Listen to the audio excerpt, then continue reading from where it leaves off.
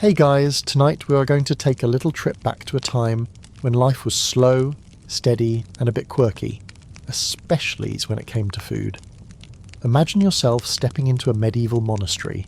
You're not just any visitor though, you're about to experience it like one of the monks living their day-to-day life, albeit with a few conveniences that the monks of the 12th century could only dream of. The air is cool with the faint smell of stone and wood, and there's the soft echo of footsteps in the corridor as the monks move in and out of the kitchen, each with a task in hand. It's peaceful, but there's a purpose behind every action. These monks are busy in a way that seems slow to us, but they move with a kind of rhythmic precision, like a well-oiled machine running on prayer and food. You might think the life of a monk is one of prayer and silence, with perhaps a bit of manual labour to fill the hours, but in reality it's a little more bustling than you'd expect. And you're about to see how monks became some of the first people to bring the world what we might now call fast food. And not just any fast food, mind you. This is the kind of food that could fuel an entire community, keep a pilgrim going on their journey, and even serve as the base for what would evolve into the food industry we know today. Now, before you get comfortable, take a moment to like the video and subscribe, but only if you genuinely enjoy what I do here. It would mean a lot to me. And hey, why not comment where you're from and what time it is? Maybe we can share a bit of our own time zones with each other before we drift off into this cozy journey. Now, dim the lights, maybe turn on a fan for that soft background hum, and let's ease into tonight's journey together. You might not survive this lifestyle, there's a lot of hard work involved, and let's just say that modern plumbing wasn't a luxury you'd get to enjoy. But it's a world full of surprises, so let's get started. As you settle into the monastery's stone walls, the warmth of the hearth flickers, offering the only heat in the otherwise cool and damp space. The monks, dressed in simple robes, move about, going about their business. Some attending to the fields, others are at work in the scriptorium, while the kitchen is bustling with the sounds of pots clanging and bread being kneaded. It's a quiet kind of chaos, a peaceful bustle that only the monks could create. There's something oddly comforting about the slow pace of it all. Here, time moves differently. The focus is on the work that needs to be done, but it's not rushed, and there's something beautiful about that. The monastery, for all its serene quietness, holds a deep history in its walls. And tonight, you're not just going to listen about it, you're going to feel it. Imagine yourself walking through the stone corridors, the rough texture of the walls beneath your fingertips, the sound of footsteps echoing softly through the halls. The air smells faintly of wood smoke and herbs, and the world outside is far away. You're here, in this tearful rhythmic world of medieval monks, and little do you know that you're about to experience how food, of all things, played a central role in the success of these monastic communities. You'll discover how, in their quiet corner of the world, monks were quietly perfecting the art of feeding hundreds, maybe even thousands of people with a surprising amount of efficiency. But before we get too far into the food itself, let's set the stage for the life that these monks led, and why food became such an integral part of their world. Now, as you wander deeper into this monastery, past the stone floors and simple wooden furniture, you begin to notice something. Something that seems to make the whole place tick. It's the kitchen. Not much to look at from the outside, really. Just a couple of large stone hearths, maybe a few wooden tables cluttered with utensils, and shelves full of jars filled with herbs. But step inside and it's a different world altogether. This kitchen, humble as it is a powerhouse of activity. The monks here don't just cook for themselves. No, their purpose goes beyond that. They are making food for the entire community, sometimes dozens, sometimes hundreds of people, all within the thick stone walls of this monastery. And what's even more interesting, they're growing most of their food themselves. Think about that for a second. In an age where most people would be lucky to have access to fresh vegetables, here they are, building their own gardens, raising livestock, and even perfecting techniques for preserving food for the harsh winter months. Imagine the monks tending to their vegetable gardens, pulling out carrots, leeks, and cabbages from the soil, each vegetable carefully cultivated, the product of patient labour and devotion. It's almost like a miracle when you realise that the monks could feed themselves so efficiently with so little. But this wasn't just about filling their bellies, this was about creating a sustainable, organised system to provide for all their needs. And that's where the real innovation came in. In medieval times, monasteries weren't just religious centres, they were also centres of self-sufficiency. These monks didn't go to the local market to buy food from some vendor. No, they had their own chickens, cows, and even orchards for fruits. The land was theirs to cultivate, and their gardens weren't just for show. They were essential to their way of life. A monastery could often produce everything it needed to survive, including flour, herbs, and even the meat for the meals they served. As you move through the halls, you notice that the monks' kitchens are well equipped for large-scale cooking. There's an organised system at work. You can hear the rhythmic chopping of vegetables, the thud of heavy pots being lifted, and the steady, quiet conversation between the cooks. They work like clockwork, every action precise and measured. One of the most surprising things you might notice as you explore this kitchen is just how modern it feels, at least compared to the rest of the monastery. The monks here aren't just boiling up porridge or making simple stews, they're also experimenting with new ways of preparing and preserving food. In some ways, you could say the monks were the original fast food creators, though it's not exactly the kind of fast food you're thinking of. They weren't rushing through the kitchen, slapping together a burger. No, what they created was a system that could feed a lot of people quickly and efficiently. As the hours pass, you realise how much work goes into these meals. Each dish prepared is carefully thought out, not just in terms of flavour, but also in how it can be made in large quantities without sacrificing quality. This was the beginning of what we would later come to recognise as a mass food production system. The monks didn't just make food for themselves, they made it for the community, for travellers, and for anyone who needed sustenance. There were no food delivery apps, no fast food chains, but there was a need, and the monks found a way to meet it. And this, my friend, is the beginning of the medieval kitchen's most lasting legacy. While we're used to the idea of fast food now, back then, the concept was still in its infancy, and the monks, who didn't have the luxury of modern technology, were at the forefront of creating an organised, efficient system for making and distributing food. Of course, there were no drive-through windows or fancy packaging, but the monks did something even more impressive. They made sure their food was a sacred, consistent part of their day. But there's a bit of a question that still lingers here. Historians still wonder if the monks were aware of how significant their food systems would become. After all, they didn't see it as a fast food industry. They simply did it to feed people, to help the community. Did they know they were creating the first step in a much larger food system that would eventually span the globe? It's hard to say, but one thing's for sure, these monks were onto something big. You take a step back, pausing in the doorway of the kitchen, taking in the scent of fresh-baked bread and hearty stews. It's a place where food becomes more than just sustenance. It's a place where food becomes a way of life, a way to bring people together. And that's something we can still feel today, whether we're grabbing lunch with a friend or sitting down for a family dinner. Food, after all, has always been more than just fuel for the body. It's also fuel for the soul.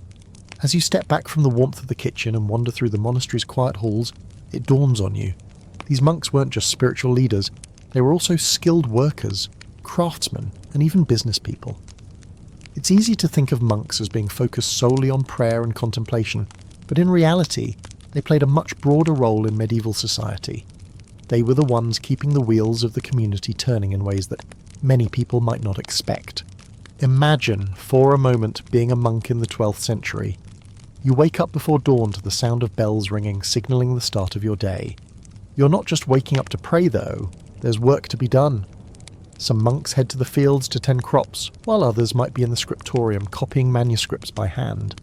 Still others may be in the kitchen, preparing meals for the community.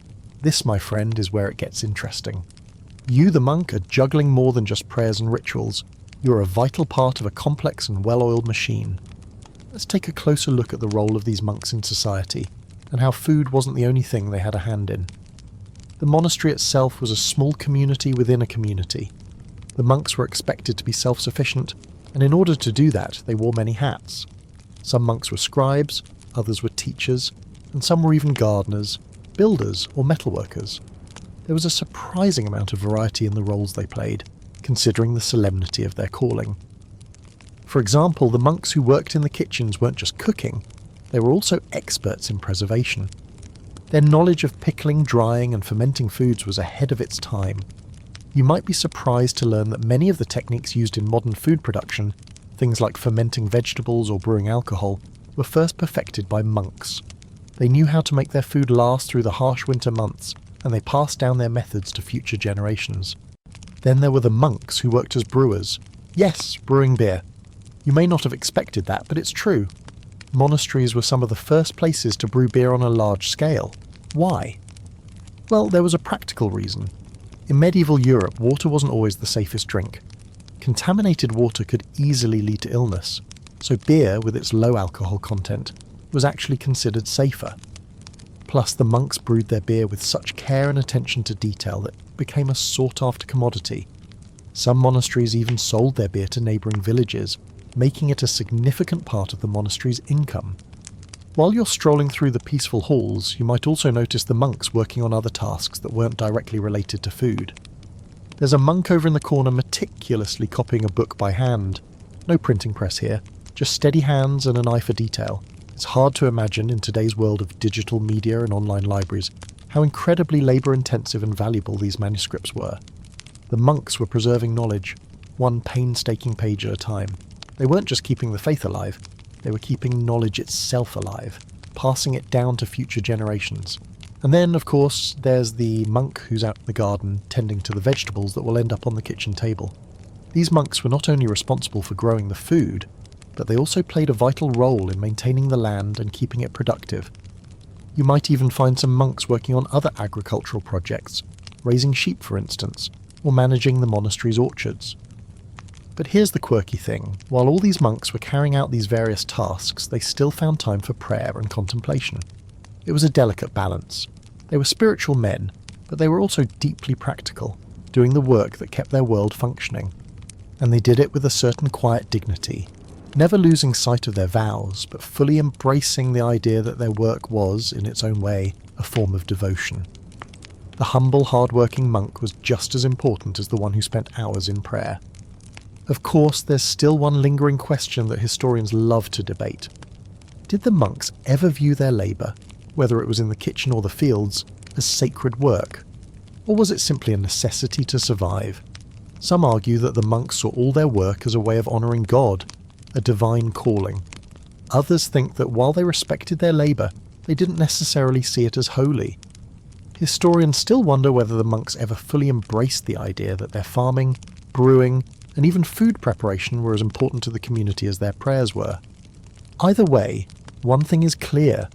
These monks were multi-talented, and the work they did in their kitchens and fields laid the groundwork for much of what would come in the future. They didn't just feed themselves, they fed the world, quite literally. So as you walk through the corridors of the monastery, past the monks working quietly at their tasks, take a moment to appreciate the quiet yet profound contribution they made to history. Without their hands in the soil, their attention to detail in the kitchen, and their knowledge of brewing and preservation, the world might have looked quite different. As you stroll through the monastery, your mind begins to wander. It's almost like you're in another world entirely, where time moves at its own gentle pace, the ticking of the clock almost inaudible. But amidst the slow rhythm of monastic life, something interesting is happening, something that might just surprise you. You see, in a way, the monks here are at the very heart of what would one day become the fast food industry. Now, before you get too far ahead of yourself and start imagining monks standing behind a counter serving burgers and fries, let's slow down a bit. What the monks created wasn't fast food in the modern sense, but it was fast in its own right. Let me explain. In medieval Europe, people didn't have the luxury of popping into a restaurant on every corner. Meals took time, sometimes hours of preparation, sometimes even days. But as monasteries grew in size, with more and more people coming for shelter, prayer and food, the monks had to find a way to provide for these visitors without letting everything fall into chaos. They didn't have instant noodles or microwave meals, but they did have something just as clever, an efficient, organised system for cooking and serving large quantities of food. Monasteries became the first real food factories. They had large kitchens that could prepare mass meals, capable of feeding dozens or even hundreds of people at a time. The monks figured out that the key to keeping this process running smoothly was organisation. Everything had its place and every meal had its purpose. They didn't just throw ingredients together haphazardly. No, everything was planned, every part of the meal was thought out ahead of time, and every monk knew exactly what role they played in this culinary machine. The real genius, though, came in the way they worked in batches. They didn't cook a small meal for one or two people. Instead, they cooked massive portions, enough to feed entire groups. It wasn't about speed in the sense we think of today, but it was about being able to serve a large amount of food to a large amount of people in an efficient, repeatable way. You can see the beginnings of something that would eventually become a hallmark of fast food: mass production, efficiency, and the ability to serve a lot of people quickly. What's even more interesting is that these meals weren't just thrown together. The monks had their own rhythm, a flow that allowed them to prepare these meals quickly while still maintaining a level of care and quality. And this isn't just about bread and soup. Monks developed systems for preparing things like stews, roasts, and even simple pastries, all designed to last and travel well. They had learned that making food that could be easily preserved and distributed was not only practical, it was a way to make sure that they could keep their community fed no matter the season. In fact, many of the things the monks created in these kitchens would later be the precursors to the prepared meals we take for granted today. Think about it. The idea of making large batches of something that could be easily stored or transported, that's basically what modern fast food chains do now, but the monks were doing it long before anyone even dreamed of a McDonald's. But here's the twist. While the monks were creating an efficient way of preparing food, they didn't see it as fast food, nor did they think of it as a business model.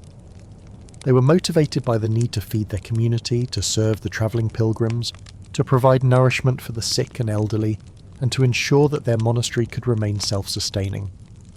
Food was a tool for survival, for prayer and for service, not for profit.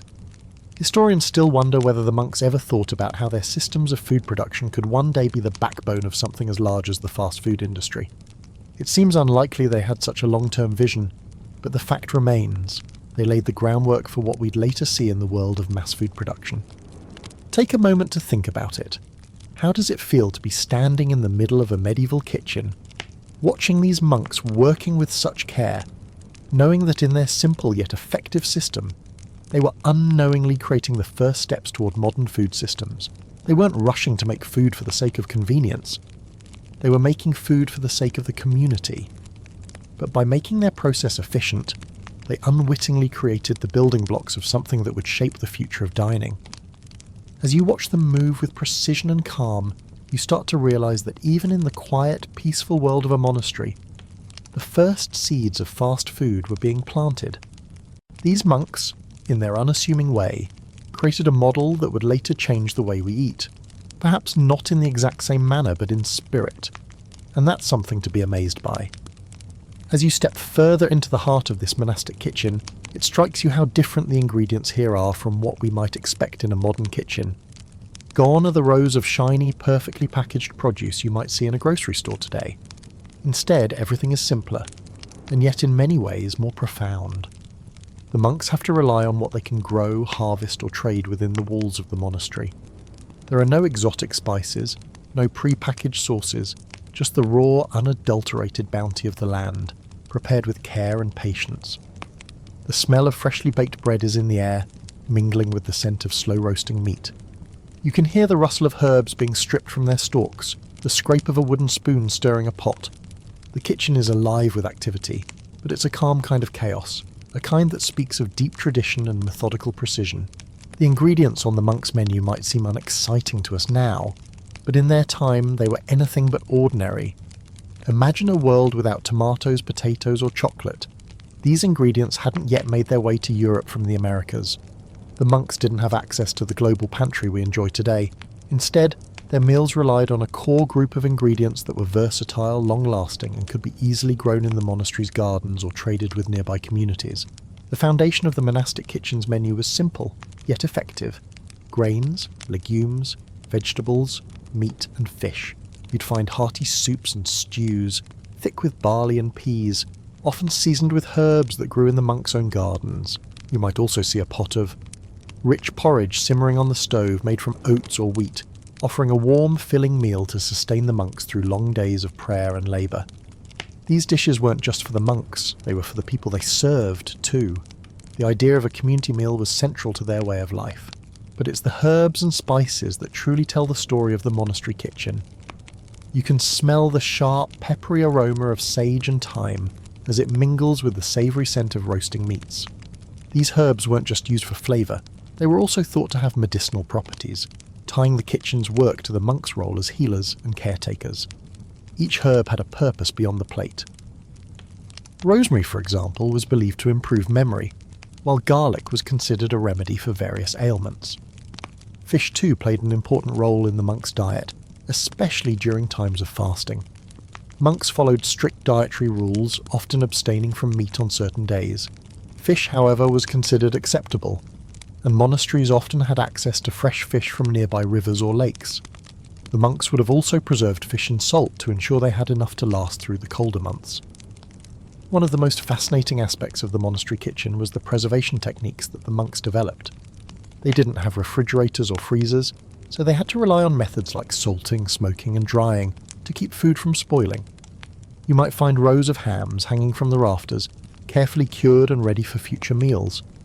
Vegetables would be dried and stored in jars, and fruits like apples or pears would be preserved in honey or sugar, offering a sweet treat when fresh produce wasn't available. And then there's the grain, probably the most important staple in the monastery kitchen. Barley, oats and rye were grown in the monastery's fields, and the monks would grind these grains into flour to make bread. But it wasn't just any bread. The monks had perfected the art of bread making, creating loaves that could last for days or even weeks. The bread would be served with almost every meal, offering sustenance and nourishment, and it would often be eaten with stews or soups, soaking up the rich broths. But as simple as it all sounds, there was a surprising amount of variety in the medieval monks' kitchen.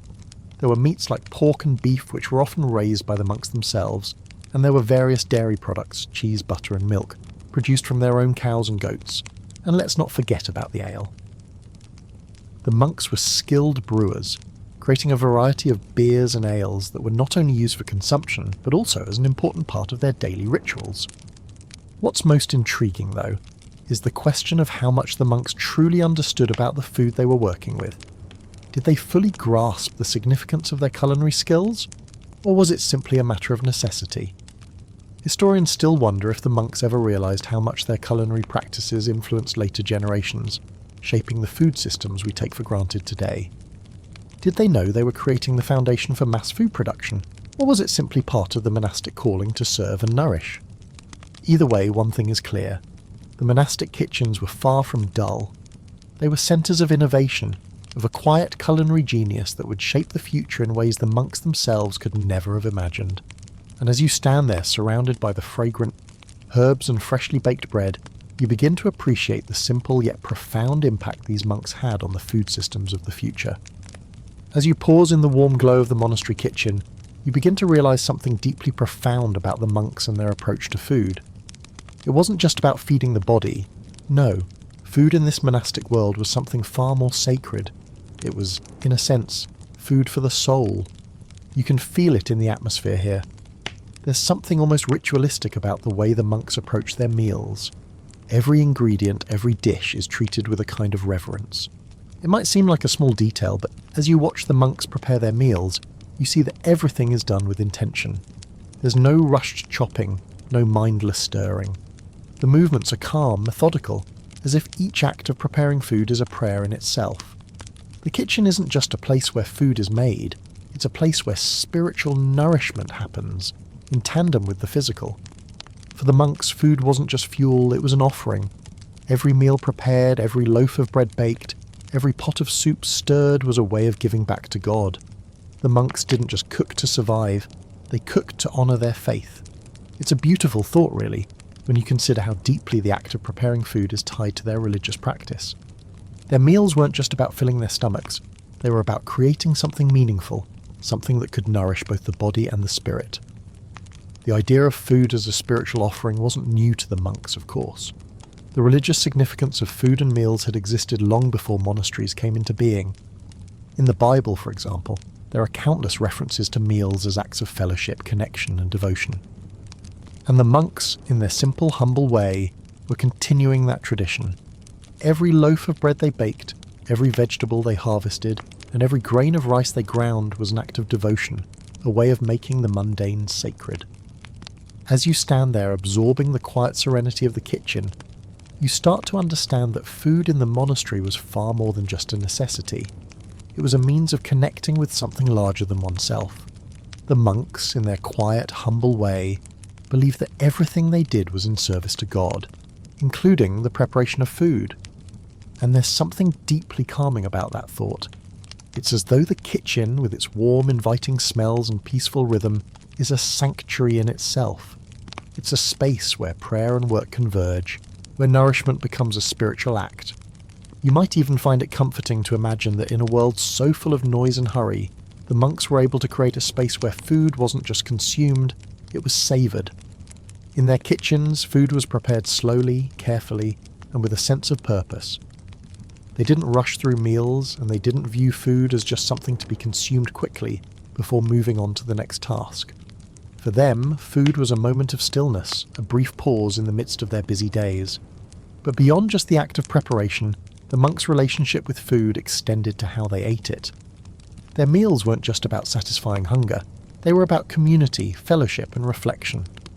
When the monks gathered together to eat, it wasn't a casual affair, the meal was often preceded by prayer, and the meal itself was shared in silence with each. Monk focusing on the act of eating as a way of connecting with the divine. There was no talking, no idle chatter. It was a time for reflection, for gratitude, and for quiet contemplation. Even the act of eating was an extension of their faith. Of course, this didn't mean the monks didn't enjoy their meals. They did, in their own way. There's something beautifully simple about their approach to food. No frills, no unnecessary embellishments. Just good, wholesome meals prepared with care and devotion. A bowl of hearty soup, a hunk of fresh-baked bread, perhaps a slice of cheese or a bit of roasted meat. Simple, yes, but deeply satisfying in its own right. As you reflect on the monks' connection to food, you can't help but wonder, how many of us today think of food this way? In our fast-paced world, it's easy to forget that food can be more than just fuel. We grab meals on the go, we rush through our lunches, and we rarely take the time to savour a meal or appreciate where it comes from. The monks, however, knew something that we often forget. They knew that food is a gift, a way to nourish not just the body but also the soul. And this leads to another question. Did the monks ever truly realise how much their careful, intentional relationship with food would impact future generations? Historians still wonder if the monks knew they were laying the foundation for something much bigger than their own simple meals. After all, while they didn't have the fast food chains we have today, their dedication to feeding people in an efficient, thoughtful manner set the stage for the systems we now rely on. It's fascinating to think that something as simple as a meal could have such far-reaching consequences, even if the monks never saw it that way. You stand quietly in the kitchen, the smells of freshly baked bread and hearty stew lingering in the air. It's a place of peace, a place where work and faith come together in harmony. And for a moment, you understand what it might have felt like for the monks who spent their days here, preparing meals not just for their bodies, but for their souls. As the soft hum of the kitchen fades into the background, you begin to notice something else about this monastic life. It's not just about daily meals and the steady rhythm of cooking. There's another layer to the monks' food system, feasts and fasts. These are the high points and low points of their culinary calendar, where the routine of everyday sustenance gives way to something far more symbolic, far more purposeful. Feasts were celebrations. These were the times when the monks could indulge, but even then, there was an underlying sense of reverence in the way they approached their meals. Think of it, the careful preparation of rich dishes, the abundance of food laid out on long wooden tables, and the sense of community as they sat together, not just to eat, but to celebrate the blessings they had received. You can imagine the monks gathering around a table, a hearty roast in the centre, perhaps some freshly baked bread and a pot of rich, meaty stew. It's a time to reflect on the fruits of their labour, to give thanks for the harvest and to come together as a community. The feast is an opportunity to step outside of the strict routine of monastic life, if only for a little while, and enjoy the fruits of their labour. It's about celebration, about abundance in a life that is often defined by austerity. But there's a twist to this. While feasts were a time of plenty, fasting was just as important, if not more so, in the monks' lives. Fasting was an integral part of their spiritual discipline. It wasn't just about abstaining from food, it was about purifying the soul, focusing the mind, and drawing closer to God. When the monks fasted, they did so with intention. They didn't just skip a meal or two for the sake of it. Every fast was a spiritual exercise, a way to align their bodies with their faith. And when they fasted, they didn't just skip a single meal, they followed strict rules about what they could eat and when. On certain days they were limited to simple bread, vegetables, and perhaps a bit of fish. No meat, no rich food, no indulgence. This was a time for purification, a time to shed the earthly desires that could distract from their spiritual focus. In some ways, fasting was just as important as feasting. It was a ritual that reminded them of their spiritual goals, of the humility and simplicity that was at the heart of monastic life. But here's the interesting part. While fasting was a personal spiritual practice, it also had a communal aspect. The monks would fast together, creating a shared experience of sacrifice and devotion. It wasn't just about individual penitence. It was about building a stronger community through shared discipline. They supported each other through these times, offering quiet encouragement and solidarity as they fasted together. The fasting days weren't always easy, of course. You can imagine the hunger pangs gnawing at the monks' stomachs, the temptation to reach for a loaf of warm bread or a piece of roasted meat. But fasting was never meant to be easy. It was meant to be a challenge, a test of their resolve, and when the fasts were over, the feasts were that much sweeter. The simple bread and vegetables, once a humble sustenance, now became a celebration. The contrast between feasting and fasting was a reminder of life's rhythms, the ebb and flow of abundance and scarcity. In this way, food was not just about nourishment. It was a tool for reflection, for connection, and for spiritual growth. You might wonder, though, how the monk managed this delicate balance between feasts and fasts. How did they maintain the discipline to fast, knowing that a feast was always just around the corner? Historians still debate whether the monks saw these fasts as burdens or as spiritual triumphs. Some believe they welcomed the discipline, seeing it as a way to strengthen their faith. Others think it was a difficult but necessary part of their spiritual life. Regardless of how they viewed it, there's no question that feasting and fasting were central to their way of life. As you reflect on this, you can't help but think of how different their relationship to food was compared to ours. We live in a world where meals are often rushed, where the idea of fasting is rare, and where feasts are often associated with indulgence rather than reflection. But for the monks, food was more than just a source of pleasure. It was a way to connect with something deeper, something greater. It was a tool for spiritual growth, for humility, and for community. In some ways, the monks' approach to feasts and fasts reminds us of the importance of balance in our own lives. We don't have to live like monks to appreciate the value of both indulgence and restraint. Sometimes we need to step back, to simplify, to fast from distractions in order to appreciate the abundance in our lives. And sometimes we need to celebrate, to gather with others and share in the joys of life. The monks had a way of finding that balance, and maybe, just maybe, there's something we can learn from them.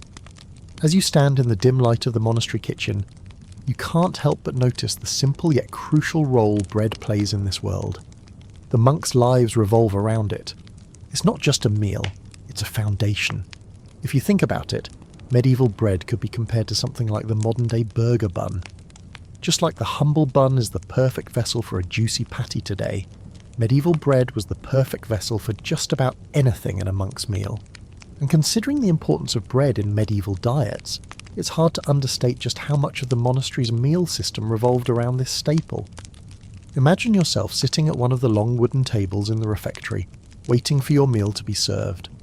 The bread is brought out first, warm and crusty, each loaf perfectly formed, ready to be torn into pieces and eaten with whatever stew, cheese or fruit is being served that day. This isn't just any bread, it's carefully prepared, with ingredients that have been painstakingly grown and ground by the monks themselves. Medieval bread was a lot more versatile than you might think. It wasn't just sliced and served as a side, it was often used as the base of the meal. You dip it into your stew, soak up the juices with a piece of bread, and use it to scoop up whatever hearty morsels the meal had to offer. Bread in the medieval world was much more than just something to fill you up. It was the backbone of the meal itself, a way of connecting you with the food and the earth from which it came. The monks, with their attention to detail and their deep connection to the earth, were expert bakers. Their loaves were simple, but they were also sturdy and reliable. It's hard to imagine how essential bread must have been to the monks' survival, especially when you consider that it was often their primary source of nourishment. It's easy to overlook bread as a mundane part of a meal, but for the monks it was a true lifeline. But here's the fun part. These loaves of bread weren't always just a simple affair. No, the monks had some tricks up their sleeves. Sometimes they'd add a bit of herbs or spices to the dough, giving the bread a more flavourful kick. Think of it like the medieval version of a gourmet sandwich bun, but without the fancy toppings. And while there may not have been the variety we associate with bread today, no multigrain loaves, no artisan sourdoughs, there was still a level of craftsmanship in every loaf that would put any modern bread-making enthusiast to shame. The monks were also ahead of their time in terms of baking technology. They had perfected the art of baking in massive stone ovens, using fire and heat to create the perfect crust. You could say they were the original artisan bakers, creating loaves with care, precision, and a deep understanding of their craft. And in a world without supermarkets or bakeries, the monastery's bread was a vital part of daily life. But let's pause here for a second. While the monks may have been the experts in bread making, there's a part of this story that still raises a question. Did they realise just how important their bread-making skills were to the future of food? Historians still wonder whether they saw bread as something more than just sustenance.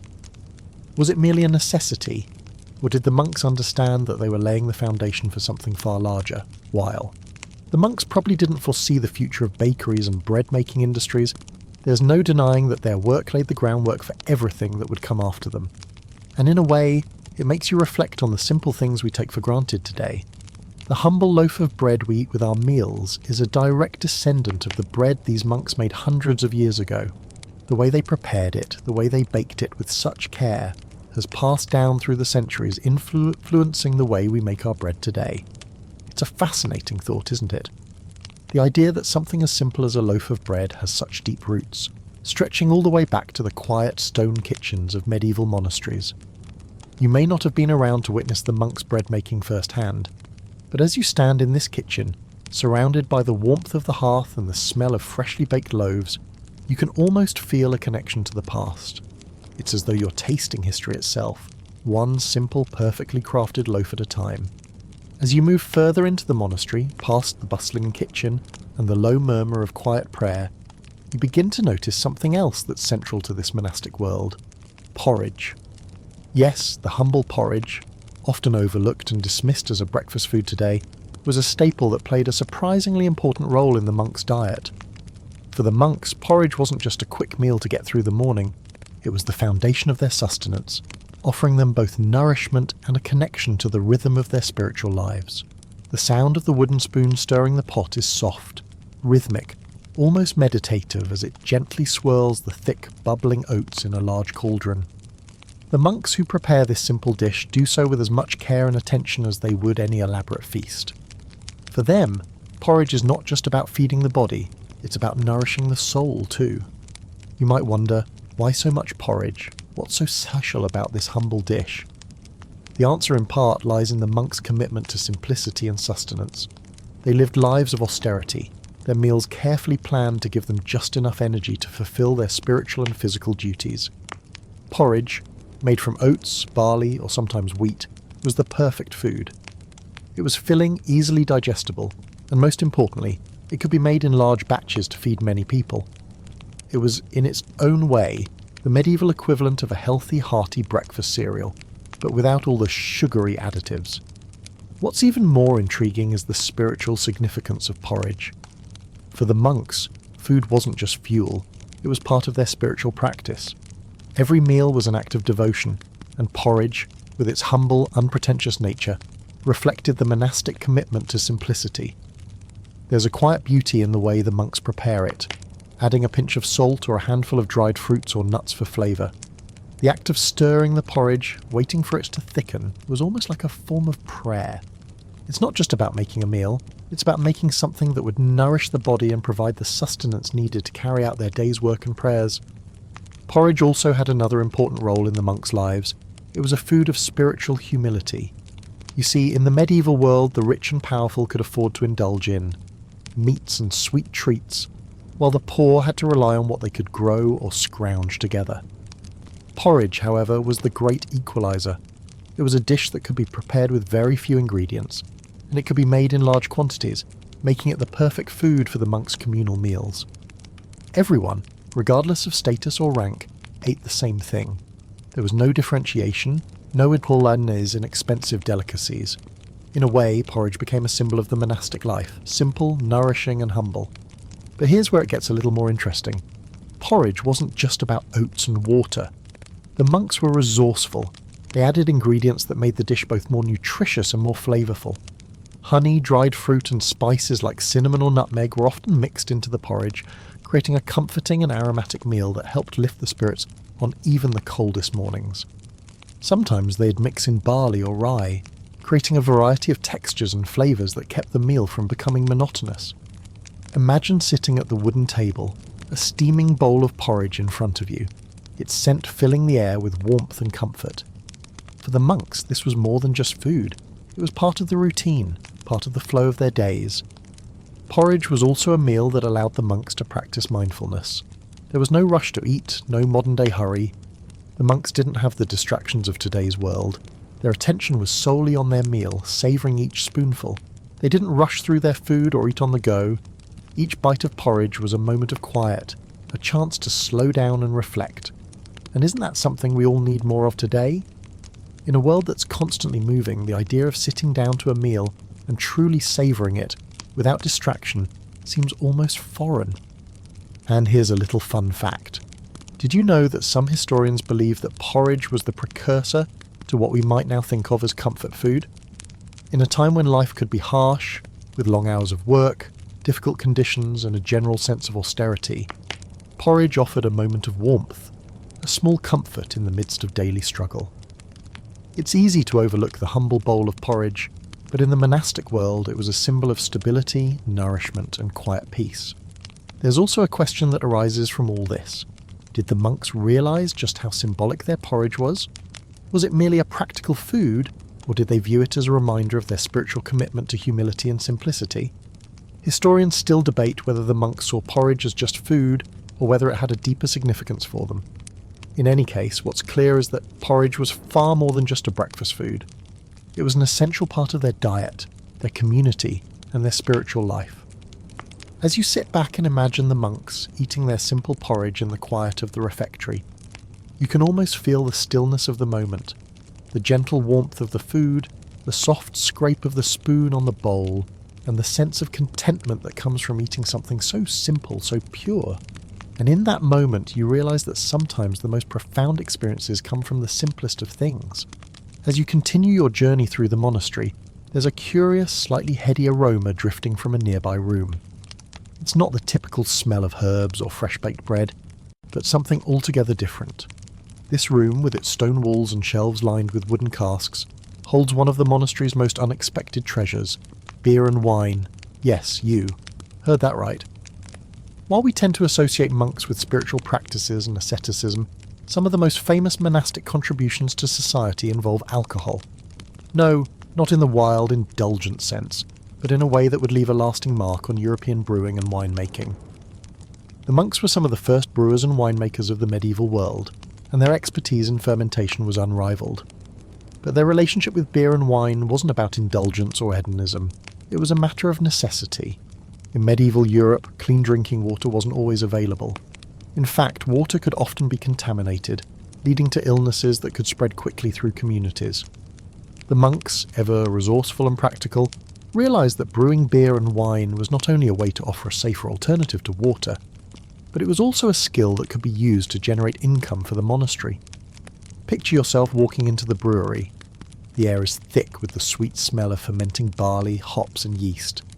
You can hear the steady clinking of bottles being filled and the careful siphoning of liquids into large barrels. It's quiet here, a contrast to the bustling kitchen, but there's a sense of focus and purpose. The monks in this space aren't just brewing, they're perfecting a craft, one that will carry on for centuries. But how did the monks get involved in brewing in the first place? The story goes back to the early days of monastic life, when the monasteries started to gain land and resources. As part of their mission to serve the community, they began to cultivate vineyards and grains, growing the very ingredients needed to make beer and wine. For the monks, this wasn't just a business venture, it was a way to contribute to their community and to provide a necessary service. You might be surprised to learn that beer in particular became a key part of monastic life. The monks didn't just brew beer for their own consumption, they brewed it for the local community as well. The beer they produced was known for its high quality, and it became a valuable commodity. It wasn't the fizzy light beer we're used to today. but rather a thick, hearty brew that could sustain you through long hours of work. Some monasteries even developed specific brewing techniques, refining the process until their beer became famous across the region. Wine, too, played an important role in monastic life. Many monasteries had their own vineyards, and the monks would grow grapes, harvest them, and use the fruit to create wine for both religious ceremonies and general consumption. Wine was considered a sacred drink, used in the celebration of the Eucharist, but it also had practical uses. Just like beer, wine was safer to drink than water, and it could be preserved for long periods of time, making it a valuable resource during the cold winter months. In the monastery, the brewing of beer and the making of wine weren't just tasks to be completed, they were rituals.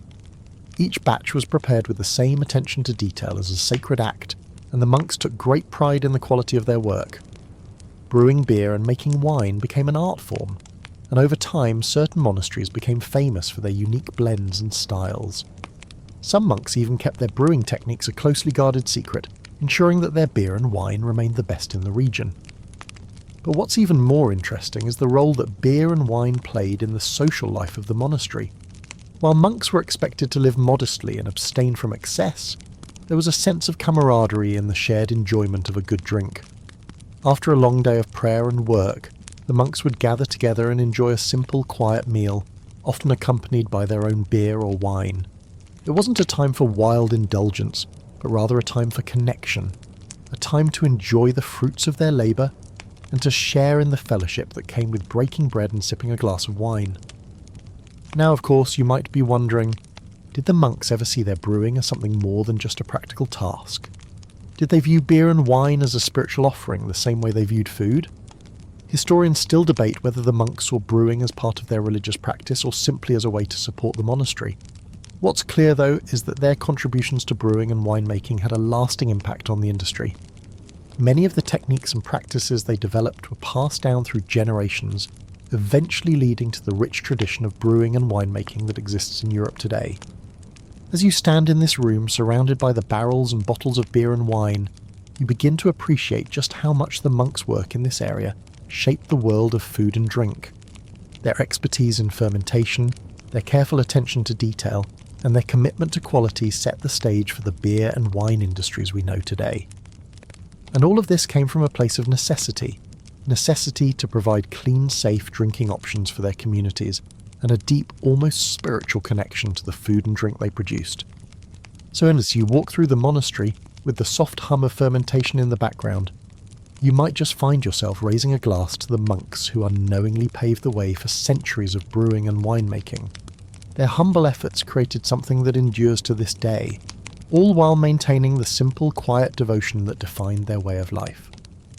As you settle deeper into the heart of this monastic world, you begin to feel the rhythm of the kitchen more acutely. The bustle that surrounds you isn't chaotic, but rather a soft, steady hum of activity. It's as if everyone in the kitchen has a specific role, moving with a sense of purpose that's both quiet and precise. There's no frantic shouting, no rushing around. Every action seems deliberate and measured, as if the monks have honed the art of cooking not just for efficiency, but for peace. There's something almost meditative in the way the kitchen operates. The gentle sound of chopping vegetables, the rhythmic stirring of a large pot, the soft thud of bread dough being kneaded.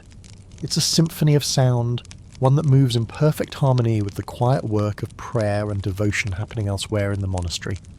The kitchen isn't just about feeding the monks, it's a space where labour becomes prayer, where each meal is prepared with the same reverence and care as a sacred rite. At the heart of the kitchen, the head cook, the monastic equivalent of a kitchen manager, is overseeing everything. You can see him guiding the other monks, directing them as they prepare the day's meals. He's not in a rush, not barking orders. Instead, he's offering gentle guidance, making sure each dish is prepared properly and with the utmost care. The kitchen is like a well-oiled machine, and the cook is the quiet conductor of this culinary orchestra. But despite the calm and order, there's a subtle energy here. The kitchen is in constant motion, always working, always producing. There's no time for slacking off, and yet there's no sense of urgency. The monks know that the work they do here is just as important as the prayer they offer in the chapel. Feeding the community is an act of service, a way of honouring God through their labour. And so they work with a sense of devotion that transcends the task at hand. As you watch the kitchen unfold before you, it's clear that the work here is a labour of love. The monks are fully invested in the process, whether they're grinding grain, chopping herbs, or stirring a pot of stew. There's no rushing to get the food out the door. They're not trying to get the meal served in 5 minutes or less. Instead, everything is done with a quiet mindfulness, as if the act of cooking itself is an offering. The smell of hearty stews and roasting meats fills the air, and it's almost as if the kitchen's quiet rush becomes a comforting backdrop to the monastery's routine. There's no frantic pace, no frantic urgency, but there's an underlying sense of purpose in everything that happens here. The monks don't just prepare food, they prepare meals that are meant to nourish both the body and the spirit. It's a slow rhythm, one that might seem odd to someone accustomed to the fast-paced, high-energy kitchens of today. But here, the slow rhythm makes sense. The monks aren't racing against time or deadlines. There are no customers waiting for their orders, no rush to finish up before the next shift. Everything moves at its own pace, and the food that emerges from the kitchen is as much about the process as it is about the end result. This quiet, steady rhythm in the kitchen extends beyond the work itself. It becomes a philosophy, a way of life for the monks. It's a reminder that life doesn't always have to be fast or hurried. Sometimes the best things come when we take the time to slow down, to appreciate the small moments, and to give our full attention to the task at hand. The monks, in their slow and careful work, are teaching us that the quiet rush, the steady rhythm of life, can be just as fulfilling as the fast-paced hustle we're often used to. You may find it hard to imagine how such a peaceful, contemplative pace could result in the meals that fueled entire communities, but here it is, a lesson in efficiency without the need for speed.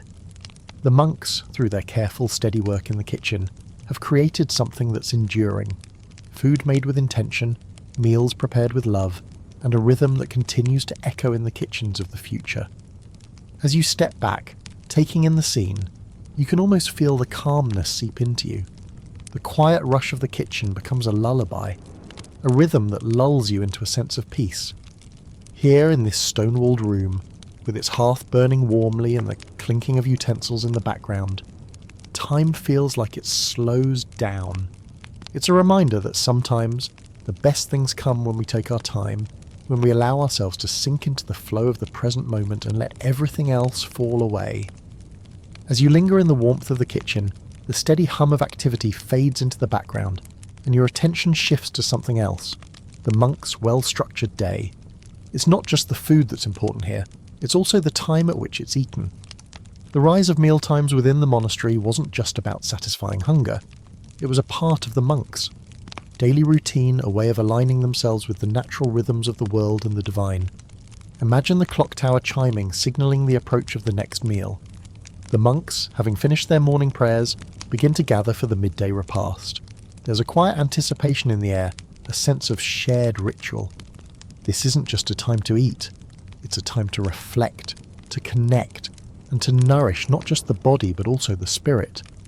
The act of gathering together for a meal is, in itself, an offering, a chance to come together as a community and share in the simple joy of nourishment. The structure of mealtimes in monasteries wasn't just about efficiency, it was a carefully orchestrated event that had as much to do with spiritual discipline as it did with food. Monks were expected to eat at specific times throughout the day, with a schedule that reflected the balance of work, prayer and rest. Breakfast, or what the monks called the first meal, was simple and modest. It often consisted of bread, perhaps some porridge and a bit of cheese or fruit, enough to sustain them through the early morning hours of prayer and work. But it wasn't about indulgence. It was about simplicity, humility, and the discipline of starting the day with a light meal before diving into the work at hand. As you follow the monks to the refectory for their midday meal, you notice that the atmosphere is calm and focused. There's no rushing or chaos, just a quiet, organised routine. The monks gather in silence, their eyes downcast, each lost in their own thoughts or prayers. There's no idle chatter, no talking across the table. The meal is a time for quiet reflection, a time to nourish the body while also feeding the soul. They don't hurry through their food, they savour each bite, giving thanks for the nourishment they receive. The evening meal, known as the second meal, follows a similar pattern. It's a time to come together once again, to break bread as a community, and to share in the fruits of the day's labour. By now the work of the day is winding down and the monks gather around the table, ready to enjoy a simple yet satisfying meal. The food, of course, is carefully prepared with the same attention to detail and reverence that goes into every other aspect of monastic life. Each dish is a reflection of the monks' commitment to simplicity, sustainability, and service. But mealtimes in monasteries weren't just about food. They were about establishing a sense of order and purpose in the monks' daily routine. The regularity of mealtimes, the discipline of following a set schedule, was a way of structuring their day in a manner that mirrored the structure of the universe itself. Each meal was an opportunity to pause, to reflect, and to reconnect with the divine. It was a way of grounding themselves in the present moment, in the simplicity of the task at hand. Historians still wonder whether the monks ever truly realised just how impactful their approach to mealtimes would be. Did they see mealtimes as a spiritual exercise, or was it simply a way to keep the monastery running smoothly? While we can't know for sure, what's clear is that their practice of structuring mealtimes and taking care to prepare food with intention had lasting effects. In many ways, they were the precursors to the modern concept of meal planning and structured dining times. As you watch the monks settle into their evening meal, the quiet order of the monastery and its rhythm feels almost comforting. There's something deeply reassuring about their daily routine, something that speaks to the simplicity and peace that comes with structure and discipline. There's no rush here, no need to hurry or worry about the next task. The monks eat, reflect, and enjoy their meal in peace, knowing that their time is spent in the service of something greater. It's a stark contrast to the hustle and bustle of modern life, where mealtimes often feel rushed, and the focus is more on convenience than on mindfulness.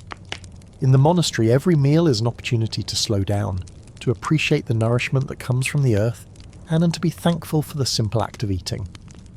It's a reminder that food isn't just about sustenance, it's about connection, reflection, and finding balance in a world that often demands speed and efficiency. So as you sit with the monks, enjoying a quiet meal of simple bread, stew, and perhaps a cup of wine, you begin to appreciate how mealtimes in the monastery were so much more than just a way to fill the stomach. They were a way to connect with the rhythm of the universe, to honour the work of the day, and to nourish both the body and the soul. In this Harangskiv's timeless place, you begin to see that food isn't just what's on the plate. It's a gateway to something deeper, something that transcends the mundane and touches the divine. As you step out of the quiet, contemplative space of the monastery kitchen and into the bustling heart of the monastic community, you begin to sense how important food truly was in the everyday lives of the monks. It's easy to imagine monasteries as isolated, self-sustaining communities, but they were also deeply connected to the world outside. The monks didn't simply prepare food for themselves. They were providing nourishment for a much broader community, both within and outside the monastery walls. You may not have expected this, but monasteries often acted as safe havens for travellers. Pilgrims making long journeys across the countryside could find shelter and food in the monastic refectories. The monks welcomed them, not just as guests, but as part of the greater family of humankind. And what better way to offer hospitality than with the very food the monks had grown and prepared themselves? Imagine being one of those weary travellers. After a long, dusty trek, you arrive at the monastery gates, tired and hungry. The monks, with their deep sense of service and charity, offer you a warm meal, a place to rest, and perhaps a place to pray. There's no fancy feast waiting for you, nothing lavish or extravagant, but what's offered is wholesome, hearty, and full of the nourishment your body craves after a long day's journey. You sit down with the monks, sharing in a simple meal of bread, vegetables, and perhaps a small portion of fish or meat. The quiet hum of the monastery, the flickering of candles, and the soothing rhythm of the monks eating alongside you create a peaceful atmosphere that contrasts sharply with the chaos of your travels. But the monks didn't just feed pilgrims, they also served the local community.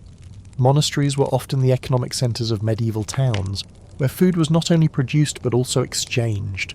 In a time before supermarkets and grocery stores, the monks provided food to the local people, helping to sustain the larger community.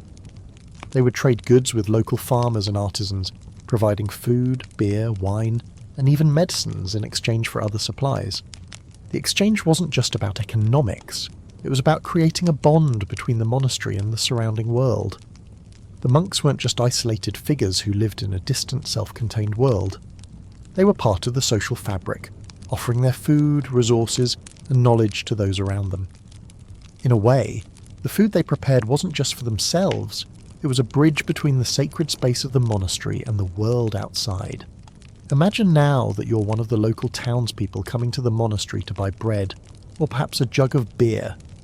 You don't just see the monks as religious figures, you see them as caretakers of the land, providers of essential food and resources. You might have heard the monks talk about their brewing techniques or their special way of growing vegetables. In a society where food was central to survival, the monks became experts in farming, brewing and preserving, and they shared that knowledge with their neighbours.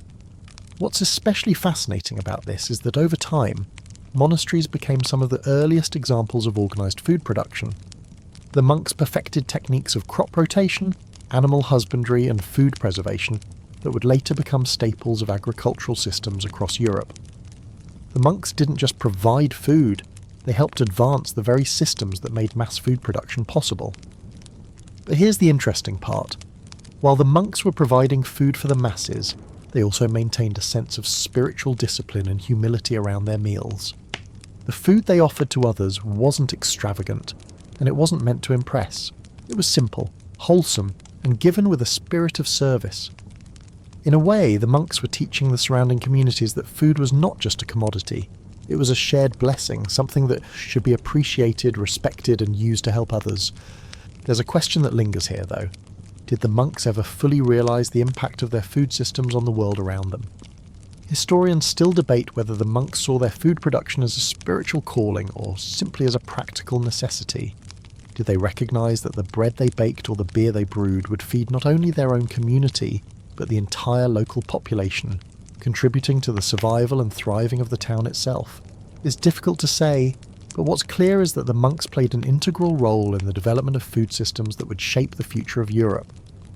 As you stand in the monastery's courtyard, watching the monks interact with local townspeople and travellers, you can't help but feel a sense of gratitude for the quiet service they provided.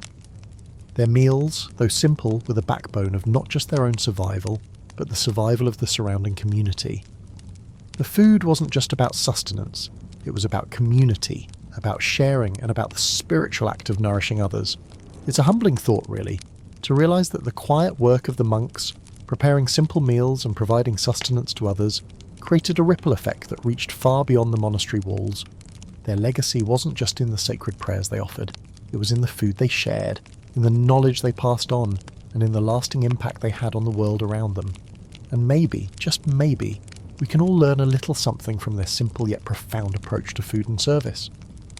As you walk further into the monastery, you find yourself drawn to a corner of the kitchen that smells faintly of earth and dried leaves, a contrast to the warm, hearty aromas of roasting meat and fresh bread. This small corner is an apothecary, a collection of jars, bottles and bundles of dried herbs and spices that the monks have carefully cultivated and preserved.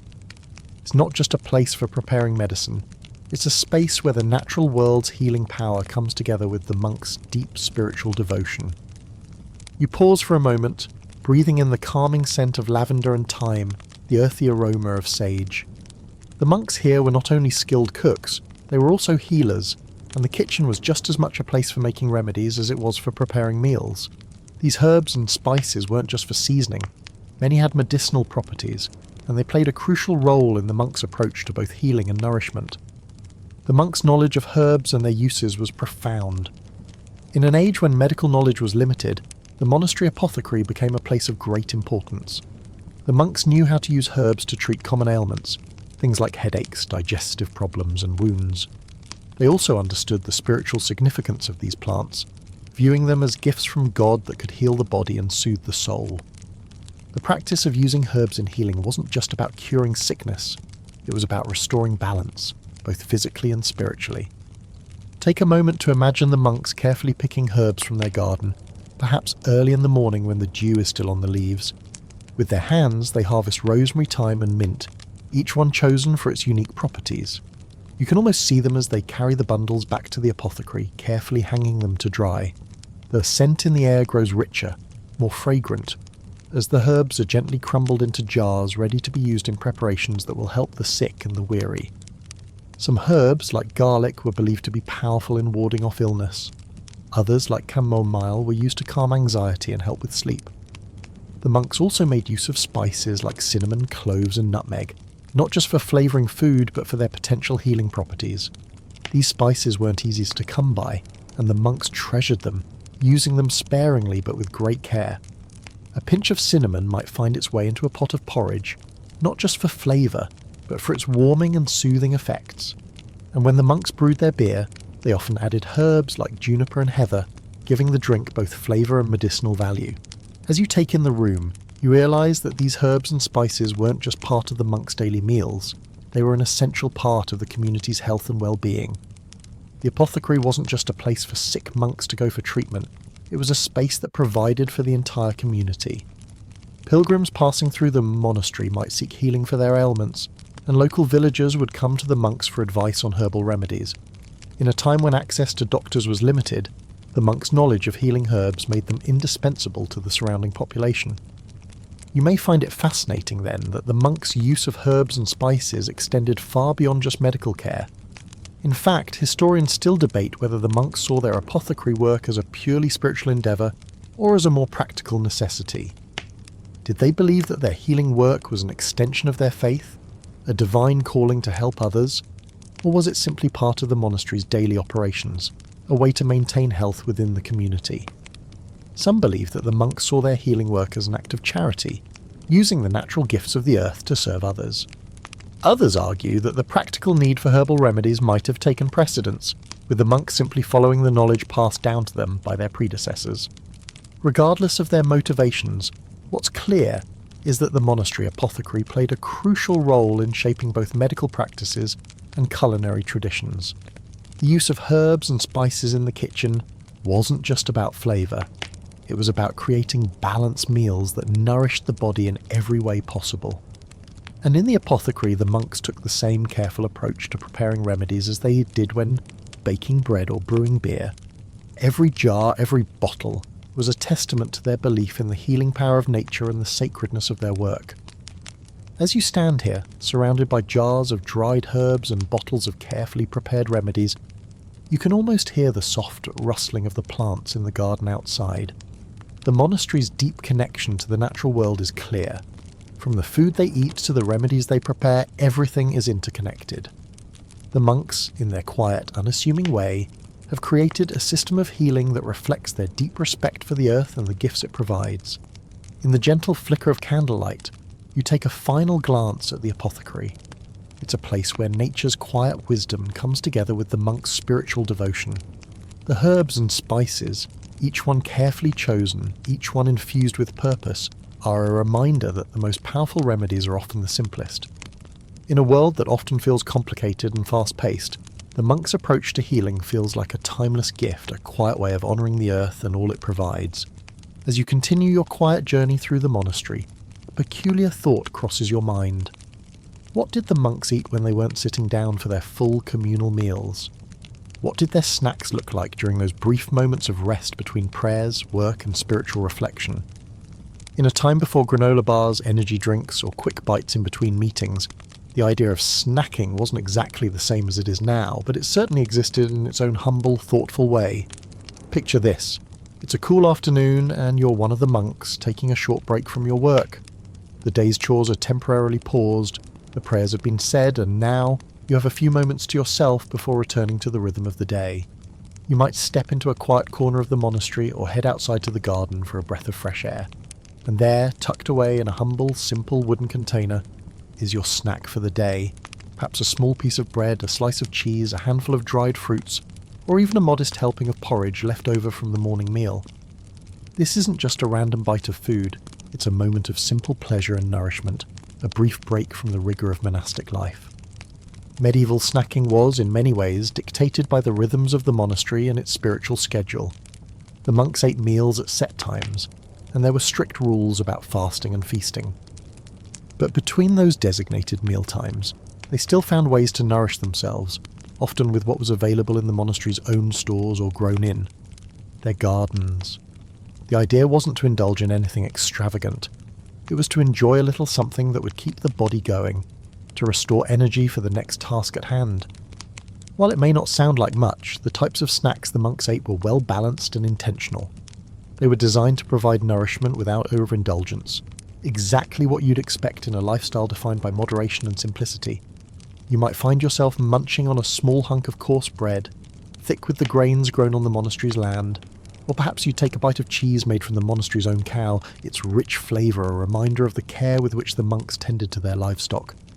Dried fruits, preserved for the colder months, offered a sweet counterpoint to the earthier elements of the meal, a reminder that even in the most austere of times, there was still room for a bit of natural sweetness. The idea of snacking in the monastery was less about convenience and more about connection to the land, to the rhythm of the seasons, and to the community of monks. The snacks weren't made to be rushed. They were simple meditative moments, just like the rest of monastic life. When a monk took a break to eat, it was often accompanied by a moment of reflection, a brief pause in the middle of a busy day. It wasn't a time to grab a quick bite on the go, but to step back and appreciate the food that had been provided, often with great care. Interestingly, the concept of snacking in the monastery also ties into the monks' broader spiritual practices. The idea of moderation was central to their lives, and even in their snacking they practiced restraint. The food they ate between meals was enough to sustain them, but not so much as to cause distraction or indulgence. A piece of bread, a small serving of fruit, perhaps a sip of water or a bit of ale, all were chosen not for excess but for balance. The monks knew that the body needed to be nourished, but they also understood that it was important to maintain control over their desires, whether it was for food or anything else. It's hard to imagine today, when snacks are often packaged and pre-portioned for convenience, how deeply tied food and eating were to the monks' spiritual disciplines. Their simple snacks weren't just about satisfying hunger, they were moments of mindfulness, opportunities to reflect and reconnect with their work and their faith. The monks didn't simply eat for the sake of sustenance, they ate with intention, seeing each bite as part of their spiritual journey. But as you reflect on this, you might find yourself asking, did the monks ever see their snacks as spiritual practice? Or was it simply a way to get through the day without being distracted by hunger? Historians still wonder whether the monks regarded these breaks as an opportunity for brief spiritual renewal, or whether they simply saw them as practical moments of sustenance. Some believe that the simplicity of these snacks reflected the monks' understanding that even the smallest moments, like a brief pause to enjoy a piece of bread, could be acts of devotion. Others suggest that these snacks were merely functional, a way to fuel the body in between the day's more structured activities. Regardless of the monk's perspective, the significance of these snack moments shouldn't be underestimated. They weren't just about the food, they were a chance to pause, to reset, and to appreciate the simplicity of life. In a time when the world moved much slower and the demands of life were more directly connected to the land and the seasons, these moments of nourishment became important spiritual touchstones. The monks, with their quiet wisdom, knew that even the smallest of moments, even the simplest of snacks, could offer a chance to reconnect with something deeper. As you stand in the monastery garden, perhaps enjoying a piece of fruit or a sip of wine, just as the monks might have done centuries ago, you realise that the art of snacking isn't just about grabbing a quick bite. It's about slowing down, savouring the moment, and finding nourishment not just for the body but for the soul. As the sun starts to dip behind the stone walls of the monastery, casting a soft golden glow across the courtyard, you can almost feel the presence of those who came before, the weary travellers, the pilgrims making their way across the land. Many of these pilgrims found respite within the walls of the monastery, seeking both spiritual solace and a simple meal. The monks, in their quiet generosity, provided food, shelter, and often guidance to these wandering souls, making monasteries critical waypoints on the long journeys of medieval pilgrims. You find yourself standing at the entrance of the monastery as a monk steps out to greet a small group of travellers. They are dusty, tired from their long trek, and their faces are drawn with fatigue. The monk nods with quiet authority and gestures toward the entrance, signalling that the travellers are welcome to join the monks in their meal. As they enter, you can see that the pilgrims' eyes light up at the sight of the warm, welcoming hearth and the simple, hearty meal that awaits them.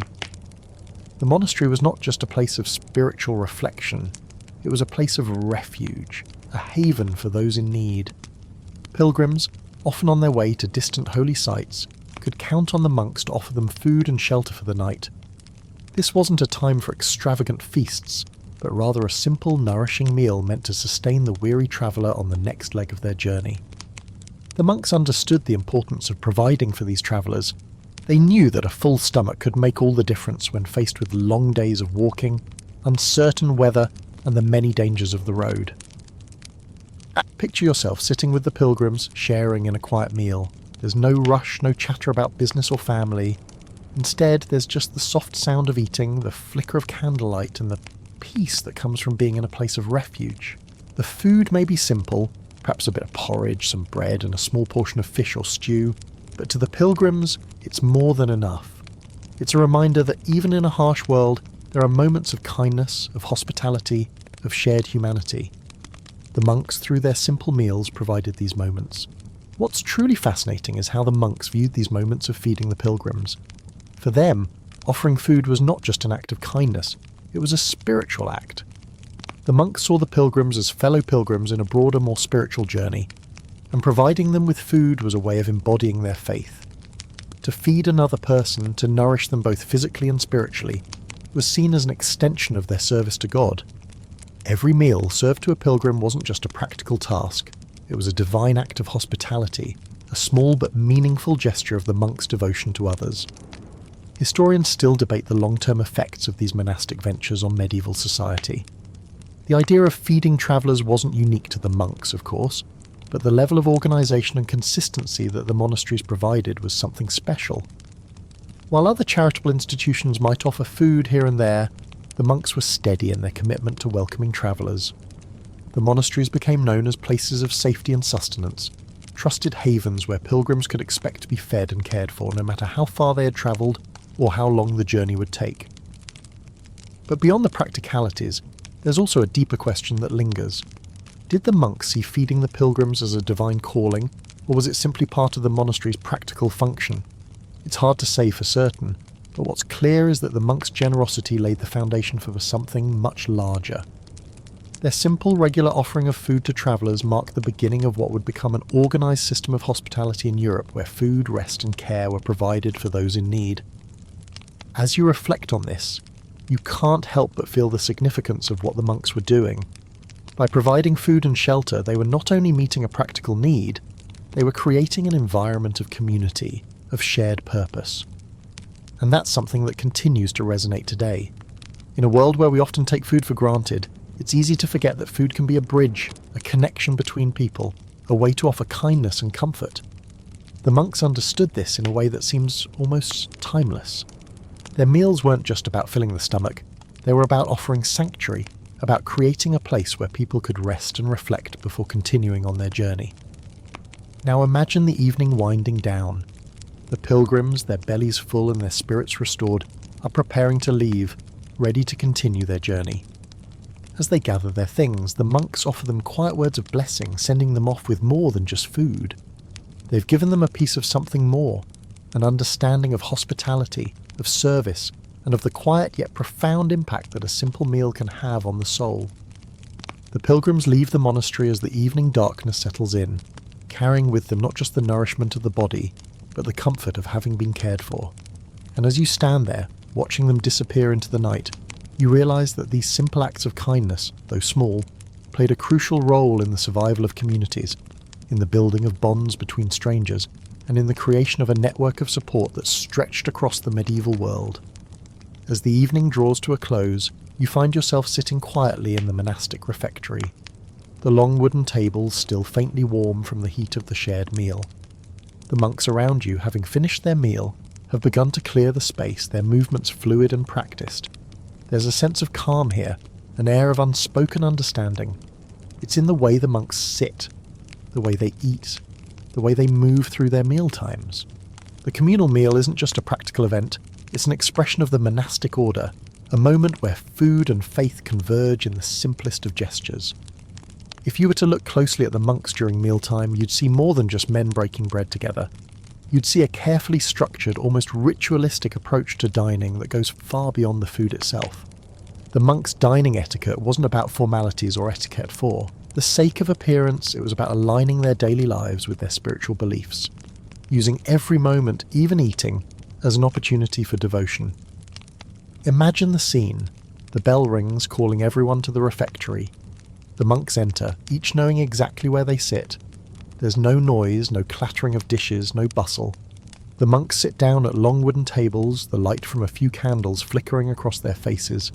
There's no idle chatter, no laughter echoing off the walls. Silence dominates. The only sound is the soft murmur of prayers before the meal begins. Each monk is focused, centered, and ready to receive the meal with gratitude and humility. The monastic rule, which governed nearly every aspect of the monk's daily life, made specific demands on their behaviour during meals. Eating was not a casual affair, it was a part of their spiritual discipline. There were specific rules about how to behave at the table, when to eat, and even how much to eat. The monks practiced moderation and restraint, taking care not to indulge or distract themselves from their spiritual focus. The meal itself, while simple, was carefully portioned. No monk would eat more than what was provided for him. There was no room for excess, only the bare necessities. The monks ate together in silence, with a shared sense of purpose. Food was not to be enjoyed for its own sake, but rather to sustain the body for the work of prayer and service. And while the meals might have been plain by today's standards, there was something deeply profound about the way the monks ate. Every bite was an act of devotion, every mouthful a means of honouring God. The absence of conversation during meals is perhaps one of the most striking aspects of the monastic dining etiquette. In today's world, mealtime is often filled with chatter, talking about the day, sharing news, even gossiping. But here, there's none of that. The monks are focused on the task at hand, and the silence is sacred. It's a time for contemplation, for inward reflection, and for prayer. The silence is not oppressive or awkward. Rather, it's peaceful, offering the monks a chance to reconnect with their spiritual work and their community. There's also the matter of how food is distributed. Every monk receives the same portion. There's no room for preference, no division of wealth or status at the table. The monk who has worked hard in the fields, the monk who has worked in the kitchen, and the monk who has been scribing manuscripts, each one is given the same amount of food. This is not just a reflection of their shared community, it's a statement of equality and humility. No monk is superior to another when it comes to sustenance. It's easy to imagine how in today's world, where dining is often an opportunity for enjoyment or indulgence, this strict approach to meals might seem foreign. But for the monks, this methodical, disciplined approach to eating was a way of aligning their physical needs with their spiritual beliefs. Eating wasn't about enjoying indulgence or luxury, it was about sustaining the body so that the body could continue to serve the soul. The meal ends not with chatter or light-hearted conversation, but with quiet, deliberate movement. The monks rise from the table as silently as they sat down, leaving the space with a calm dignity. The room feels peaceful, the air thick with the residue of the meal, but also with a sense of completion. The monks have eaten, and their bodies are nourished. But, more importantly, they have engaged in an act of devotion, and that for them is the truest form of sustenance. As you sit back and reflect on the etiquette of this medieval meal, you begin to appreciate just how much of the monk's philosophy was embedded in the smallest of actions, the simple act of eating. Mealtime wasn't just about the food on the table, it was about a spiritual act of gratitude and reverence. Each bite, each moment of silence, was an opportunity to align the physical body with the spiritual body. And as the monks quietly leave the refectory, you can almost feel their sense of fulfillment, not just from a meal well prepared, but from the discipline and devotion that defined every aspect of their lives. And yet the question remains, did the monks ever see their mealtime etiquette as a spiritual practice? Or was it just a practical necessity? Historians still debate whether they saw their silent meals as a form of contemplation or simply as a way to maintain discipline. But what's clear is that the monks' approach to eating offers us a valuable lesson in mindfulness, moderation, and respect for the simple, sacred moments of life. As you move deeper into the heart of the monastery, you begin to notice something else that you might not have expected. These humble religious buildings are not just places of worship or spiritual reflection. They're also surprisingly efficient economic engines. The monks, though devoted to their spiritual work, also understood the value of productivity and self-sufficiency. It's here, in the quiet order of the monastery, that the foundations of some of Europe's most enduring economic principles began to take root. The monastery was, in many ways, a small self-sustaining village. The monks didn't just grow their own food and make their own beer. They also produced goods that were sold or traded to the surrounding communities. This was vital not only for sustaining the monastery itself, but for supporting the local economy as well. The monastery wasn't just a centre of prayer, it was also a place of production, of innovation, and of trade. Imagine, if you will, the monks working in their gardens, carefully cultivating crops that will later be sold to the surrounding townspeople. Wheat, barley, rye, vegetables. All are grown with a patient hand, tended to with the same care and devotion that goes into their prayers. They are not just growing food for themselves, they're growing it to exchange with others, creating a steady flow of goods into the local economy. The same is true of their brewing and winemaking operations. Monasteries were some of the earliest and most skilled brewers in Europe, and their ale and wine became highly sought after. The monks brewed beer not just for themselves, but for sale to the locals, who came to rely on the monastery for high-quality, locally made beverages. In many cases, the profits from these goods would go back into the monastery, ensuring that the community could continue to thrive. The monks, in their quiet, humble way, were building a system of local trade that would benefit everyone around them. But it wasn't just about food and drink. The monks also produced textiles, built buildings, and made tools. They were craftsmen, creating everything from simple wooden tools to intricate metalwork. Their skills were diverse, and their work was in demand. The monastery was not only a place of spiritual growth, but also a hub of production. And because the monks didn't charge for their spiritual services, the revenue they generated from these goods allowed them to provide for the community: free meals, shelter, education, and care for the sick. What's even more fascinating is that this system of self-sufficiency and trade wasn't just limited to the local economy. Monasteries were often connected to a larger network of trade that spanned across regions and even countries. The goods produced in the monasteries, whether it was the beer, the wool, or the manuscripts, were exchanged far and wide. This helped spread knowledge, culture, and goods, making monasteries integral to the larger medieval economy.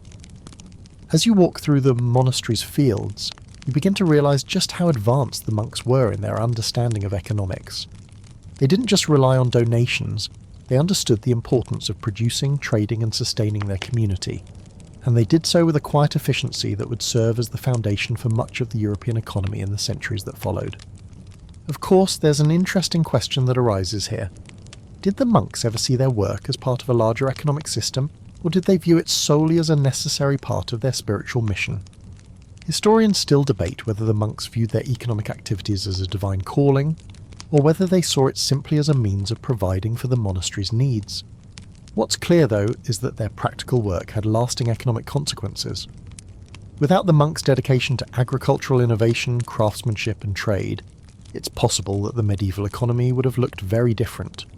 So as you stand in the middle of the monastery's bustling grounds, surrounded by fields of crops, workshops filled with tools, and the steady hum of brewing and baking, you can't help but appreciate the quiet power of these monastic communities.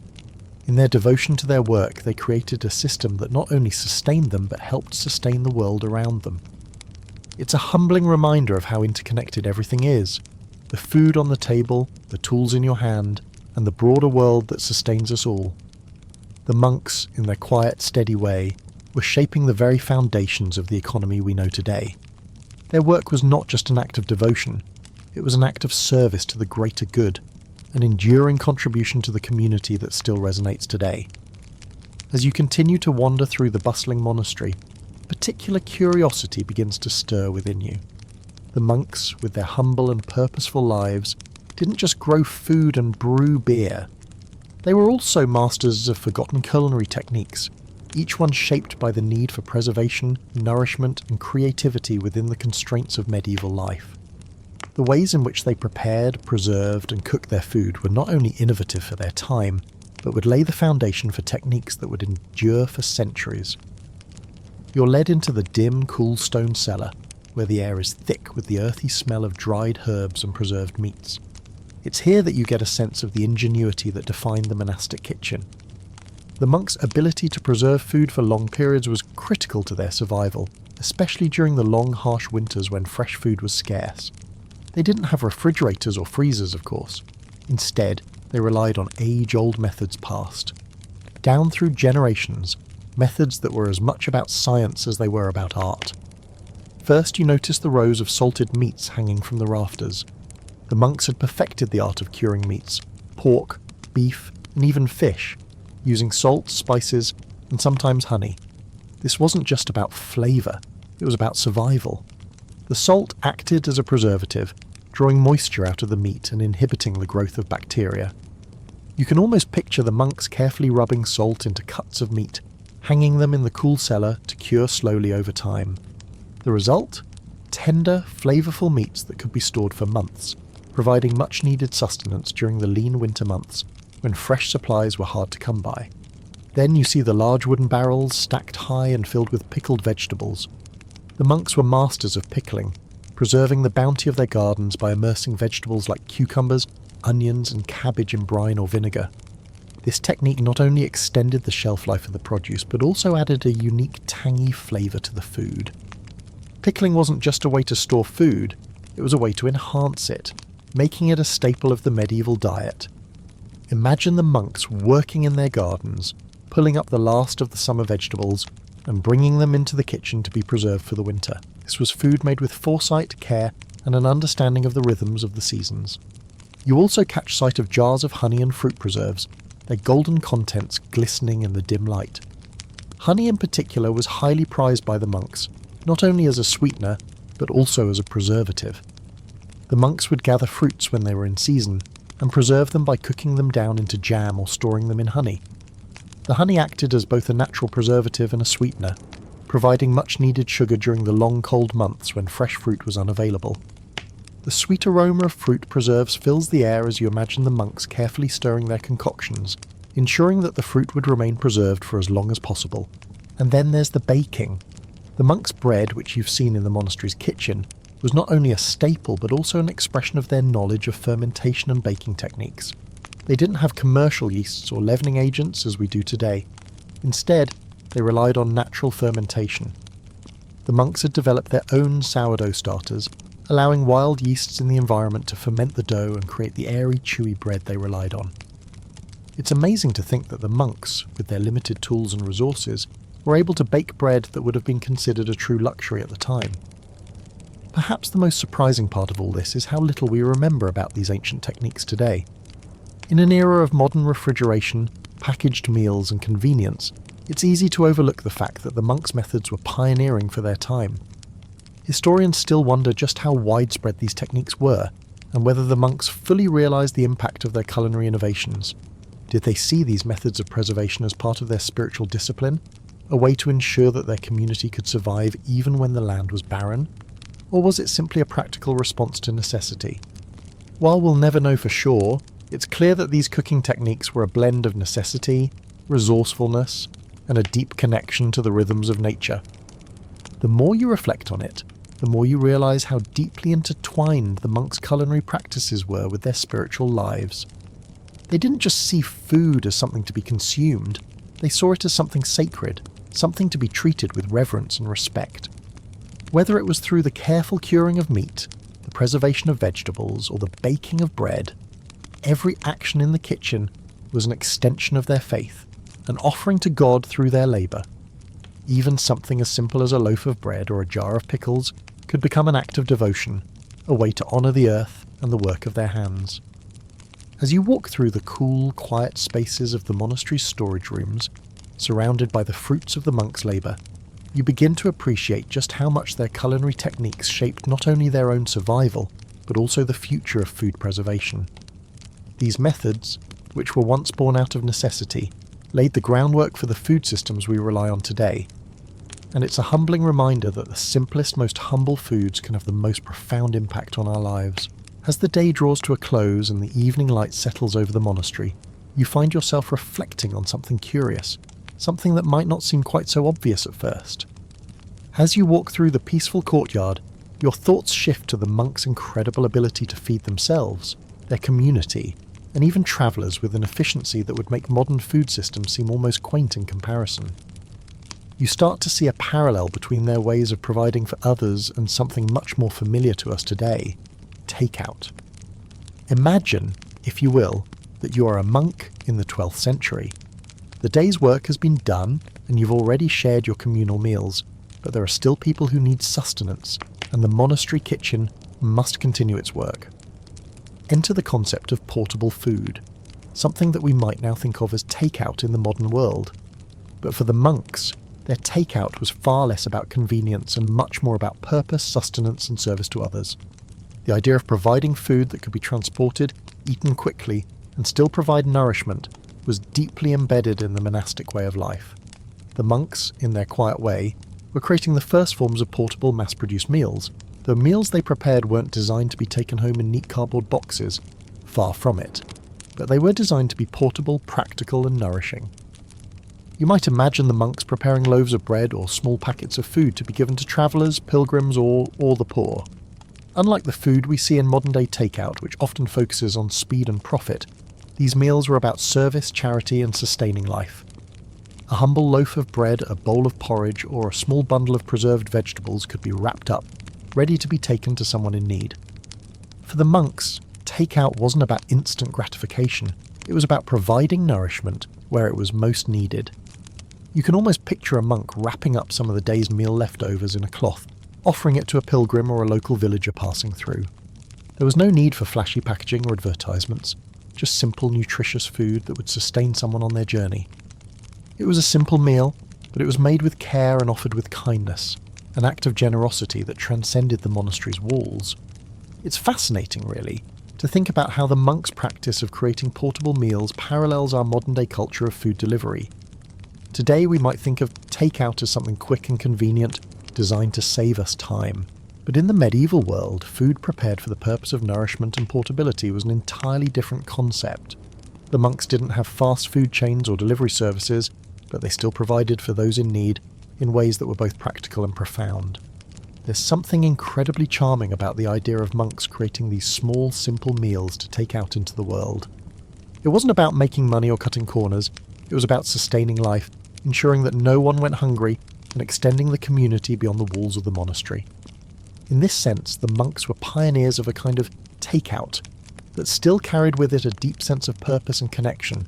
You might wonder, though, if the monks ever saw their portable food system as a precursor to what we now recognise as takeout or fast food.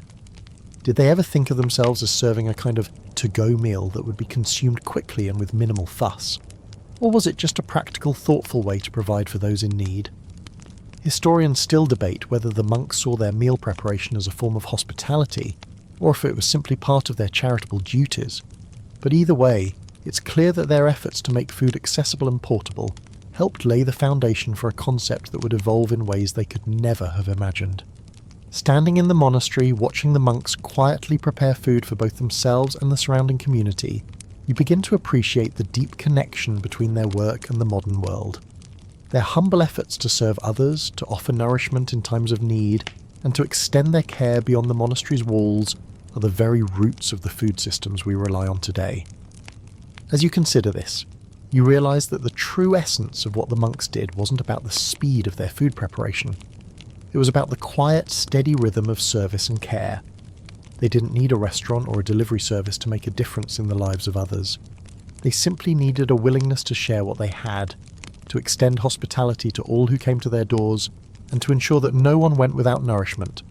In a sense, they were the original takeout providers, ensuring that their food, prepared with love and care, was always ready to be shared. And as you leave the monastery, you can almost feel the legacy of those humble, quiet acts of service living on in the world today. As you move through the monastery's ancient halls, your thoughts linger on the practical work of the monks. They didn't just feed themselves and their community, they preserved knowledge. Among the many things the monks excelled at, one of the most enduring contributions they made was in the realm of food. Their recipes, techniques and culinary wisdom. It's easy to imagine them as just humble bakers and brewers, but the monks were the first true culinary archivists. They didn't just cook, they documented and preserved recipes that would influence generations to come. You step into the library, where the cool dry air smells faintly of parchment and ink. It's here, among the rows of handwritten manuscripts, that you begin to realise just how much the monks valued the art of cooking. You might not expect it, but many of the monks' cookbooks weren't just about food. They were part of a larger tradition of knowledge preservation, texts that not only helped sustain the body, but also enriched the community's culture. The monks meticulously recorded their methods, carefully writing down each recipe with precision and care. Imagine sitting at one of these old wooden desks, quill in hand, as a monk carefully copies down a recipe for a hearty vegetable stew. The recipe might seem simple by the modern standards: root vegetables, herbs, salt, and a bit of broth. But to the monks, this was a valuable piece of information, a recipe that would ensure future generations could recreate this nourishing dish. The act of writing down the recipes was an act of devotion, preserving culinary wisdom as a sacred task. What's especially interesting is that the monks didn't just focus on savoury meals. Their cookbooks also included recipes for sweets, preserves and pastries. Sugar, while not as common as it is today, was used sparingly but thoughtfully in desserts and confections. Honey, however, was the sweetener of choice. Jams, fruit preserves and candied fruits were often made using fruits grown in the monastery's orchards. These recipes were written not just to ensure the survival of the monks, but to create a culture of hospitality and care for those who visited. And it wasn't just the recipes themselves that were preserved. The monks were also careful to document the techniques used in the kitchen. The methods of preparing, cooking and preserving were as important as the ingredients themselves. They understood the significance of heat control, the timing required for slow-cooked stews, the intricacies of bread making, and the art of fermentation. Every technique, from baking bread to brewing beer, was carefully recorded, creating a culinary heritage that would influence both future generations of monks and the wider world. The creation of these cookbooks wasn't just about practicality, it was about honouring the connection between food and spirituality. The monks saw cooking as an extension of their spiritual lives. Every meal prepared was a small act of devotion, a prayer in itself. The cooking process, from selecting the ingredients to preparing the dish, was a way to connect with God through the labour of their hands. Writing down these recipes was a way of preserving that devotion for the future. As you continue your walk through the monastery, it strikes you that these cookbooks, now often forgotten in the annals of history, were far more than just guides to making food. They were a reflection of the monks' understanding that food was sacred. Each recipe documented, each meal created, was a quiet expression of faith, of devotion to God and of service to others. The monks, in their humble way, understood that their culinary practices were as much a part of their spiritual journey as their prayers. But as you reflect on this, one question lingers in your mind. Did the monks see these cookbooks as a legacy they would leave behind, or were they simply focused on the immediate practical needs of the day? Historians still debate whether the monks understood the long-term impact of their culinary documentation. Did they realise that their simple recipes would be passed down through generations, influencing the way we eat today? Or was it simply a matter of necessity, a way to ensure that food was prepared properly in their community? What's clear, however, is that the monks' cookbooks were more than just utilitarian. They were an essential part of the monastery's contribution to the larger world. Without their careful documentation of culinary techniques and recipes, much of the knowledge of medieval food would have been lost. The recipes they preserved became a bridge between the past and the future, ensuring that the wisdom of food preparation would live on long after the monks had passed. As you leave the library, with its quiet shelves of knowledge, you can't help but feel a sense of connection to the past. The monks' cookbooks, though simple and unassuming, are a testament to their devotion to both their faith and their community. In a world where food was often a matter of survival, the monks saw it as something sacred, something to be carefully preserved and shared. And in their preservation of these recipes, they left behind a legacy that continues to nourish us today. As you linger in the quiet corners of the monastery, you begin to notice something subtle, something often overlooked in the bustle of daily life. The monks, though they lead austere, disciplined lives, find small yet deeply meaningful joys in the simplest things, moments of peace, of serenity, and yes, of food. It's in these small, simple pleasures that you begin to see the true essence of monastic life, a life that's not about excess or indulgence, but about mindfulness, contentment, and connection to something deeper. You walk through the garden, where the monks are working in silence, tending to the plants and herbs that will later be used in their meals. There's a quiet joy in their work, a satisfaction that comes from caring for the earth and the food it provides. The monks don't rush through their tasks. Instead, they move slowly, methodically, as if each moment is a prayer in itself. There's no hurry, no impatience, just the steady rhythm of hands in the soil, planting and harvesting with care. As you follow them back to the kitchen, the air filled with the scents of fresh herbs and vegetables, you can almost feel the sense of contentment that comes from this work. The food they prepare isn't extravagant. It's not meant to impress, but it's nourishing, satisfying, and above all meaningful. For the monks, each meal is a reminder that even the simplest of foods can be a source of joy. They don't need elaborate feasts or fancy ingredients to find fulfillment. They find it in the quiet, slow process of preparing food with love and attention. And here's where the magic lies, in the way food becomes more than just sustenance. For the monks, food is a way to connect with the earth, with each other, and with God. Eating is not just about filling the stomach, it's a moment of mindfulness, a moment of gratitude. Every bite is an opportunity to pause, to reflect, and to savour the goodness of the world around them.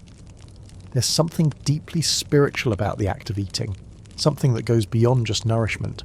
It's about appreciating the simple gifts that life offers, the bread, the vegetables, the fruit, and recognising them as blessings. As you sit down to join the monks for a meal, you notice how they approach their food with reverence. There's no rush, no chatter. They eat in silence, each one focused on the meal in front of them, savouring the taste, the texture, the warmth. The meal is not just about the food, it's about the shared experience, the communion that takes place when a group of people comes together to break bread. There's a quiet joy in the simplicity of it all. The monks don't need elaborate dishes or indulgent ingredients. The joy they find in eating is in the quiet satisfaction of a meal well prepared, made with care and devotion. You might think that a life so focused on simplicity would be devoid of pleasure, but here in the monastery, the monks have found a deep, lasting joy in the things that matter most. They don't chase after fleeting pleasures or distractions. Instead, they find contentment in the steady, simple rhythms of daily life, the work, the prayers, and the meals shared with their brothers. Each meal is a reminder that true joy doesn't come from excess. It comes from presence, from mindfulness, and from gratitude for the small blessings that life provides. As you reflect on this, you can't help but feel a sense of calm wash over you. In today's world, where we're often caught up in the hustle and bustle of modern life, it's easy to forget that joy doesn't have to be found in grand experiences or material possessions. Sometimes it's the small moments, the quiet enjoyment of a simple meal, the satisfaction of hard work, the peace found in a shared moment of reflection that bring the most lasting contentment. The monks, in their humble way, remind us of this simple truth. Joy doesn't need to be complicated. It can be found in the act of eating, in the quiet, mindful preparation of food, and in the shared experience of nourishment.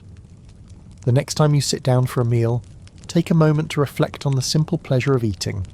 Savour each bite, appreciate the food that sustains you, and remember that even the smallest moments can bring the deepest joy.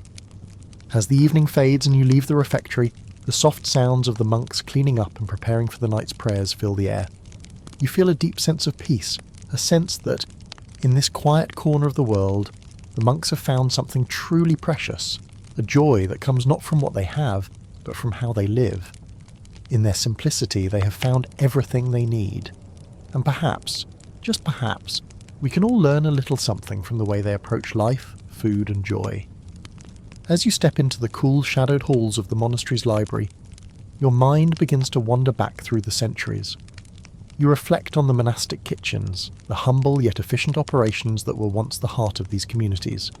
The monks' dedication to food production, preservation, and hospitality had not only sustained their own way of life, but also laid the foundation for many of the food practices we rely on today.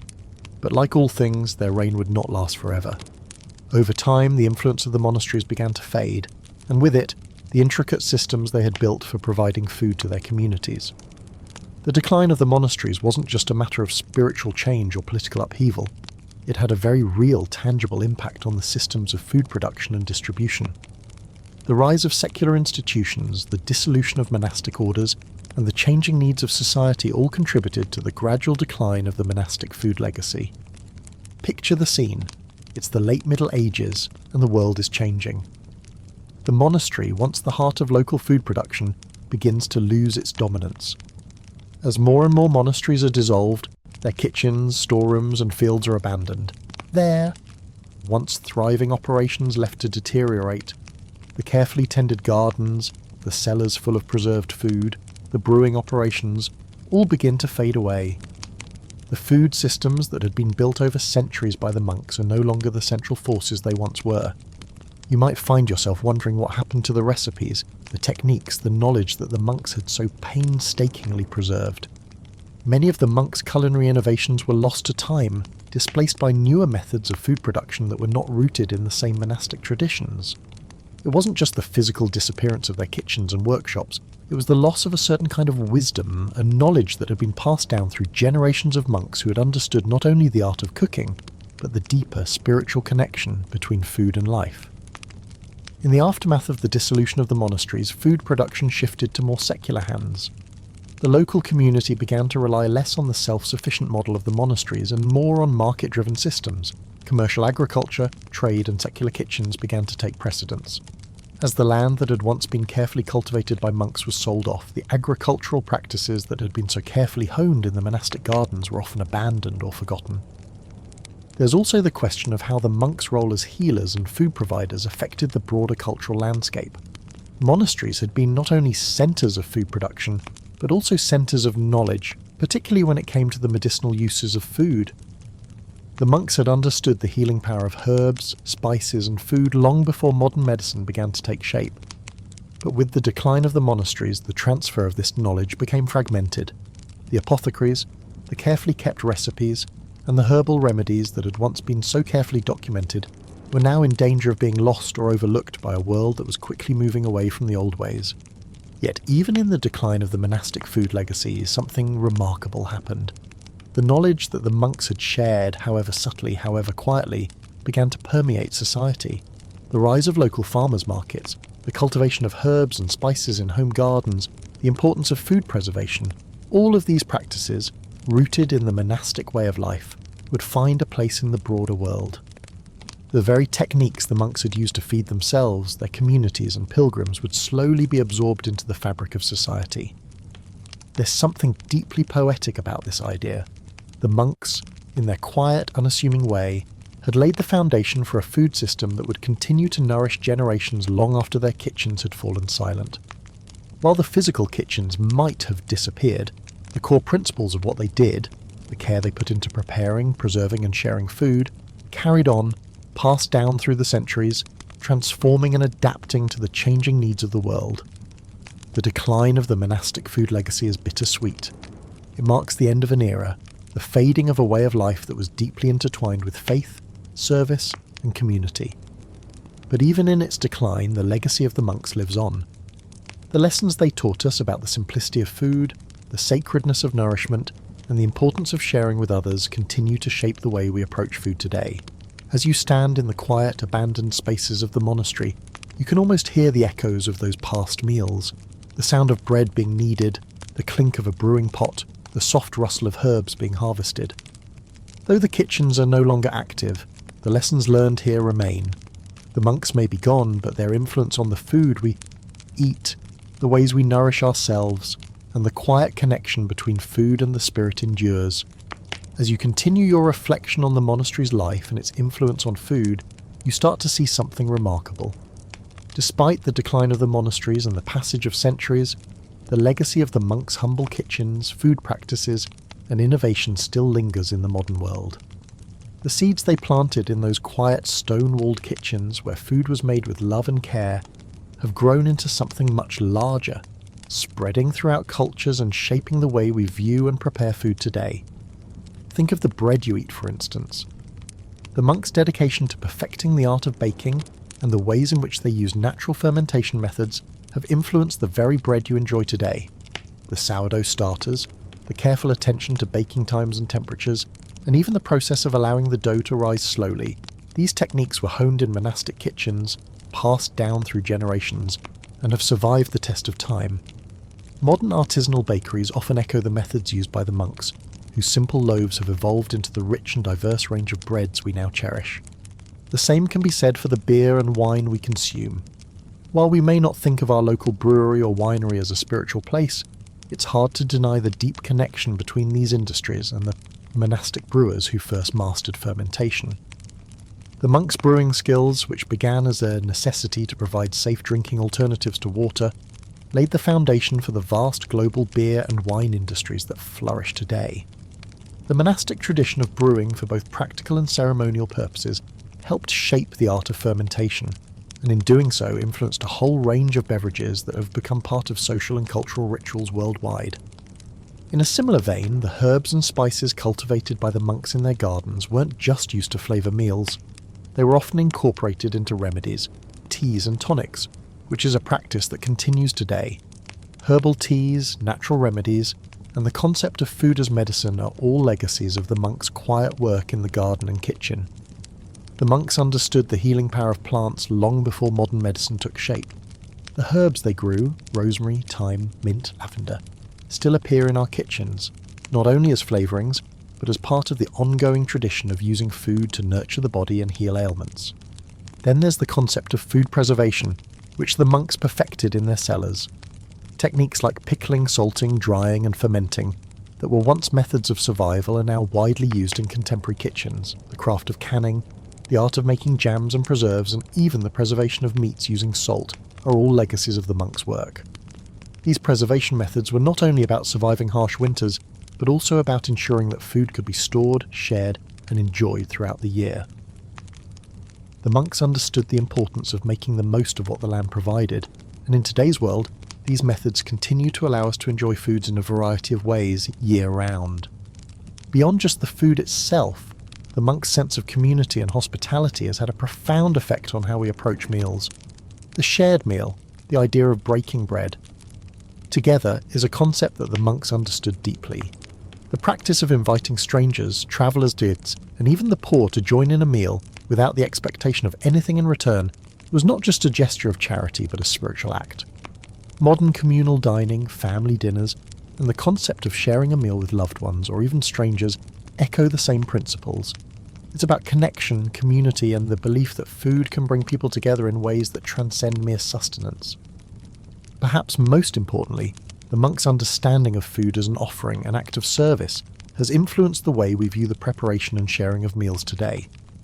The kitchen in the modern world has become a place of creativity, of gathering, of expressing love and care for others. Whether we are cooking for our families or our communities, the act of preparing food remains a deeply personal and meaningful gesture. The monks, with their dedication to the craft of cooking and their commitment to using food as a tool for service, laid the groundwork for the many ways food can be both a spiritual and a communal experience. As you stand in the monastery's quiet halls, you realise just how far-reaching the monks' influence has been. Their simple, humble practices were the building blocks for many of the culinary and food systems we rely on today. What started in the monastic kitchens with their careful attention to detail and their deep sense of devotion has spread across the world, creating a food culture that values not just what we eat, but how we eat, who we eat with, and the stories that food carries with it. The quiet work of the monks has left an indelible mark on the world of food, one that continues to shape the way we approach our kitchens, our dining tables, and our understanding of nourishment. In a world where food is often consumed on the go, in a rush or as a commodity, it's worth remembering the legacy of the monks, who taught us that food is so much more than just fuel. It's an expression of care, of community, and of the deep connection we share with the earth and each other. As you leave the monastery, you can almost feel the echo of those past meals, the quiet rituals, and the timeless wisdom that continues to shape the way we eat today. It's a legacy of food, faith, and connection that will last for generations to come. As the final chapter of your journey through the monastery unfolds, you step outside into the cool night air, the sky a vast canvas of stars above. The soft rustling of leaves in the wind carries with it the quiet rhythm of centuries past, the unbroken thread that connects the monks' simple yet profound practices to the world we live in today. The monastic kitchen, once the heart of this self-sustaining community, may have fallen sand, but its legacy continues to resonate across generations. The more you think about it, the more you realise that the monks' influence on food and dining has never truly faded. Their quiet innovations in cooking, food preservation, and even the philosophy surrounding meals have left an indelible mark on modern food culture.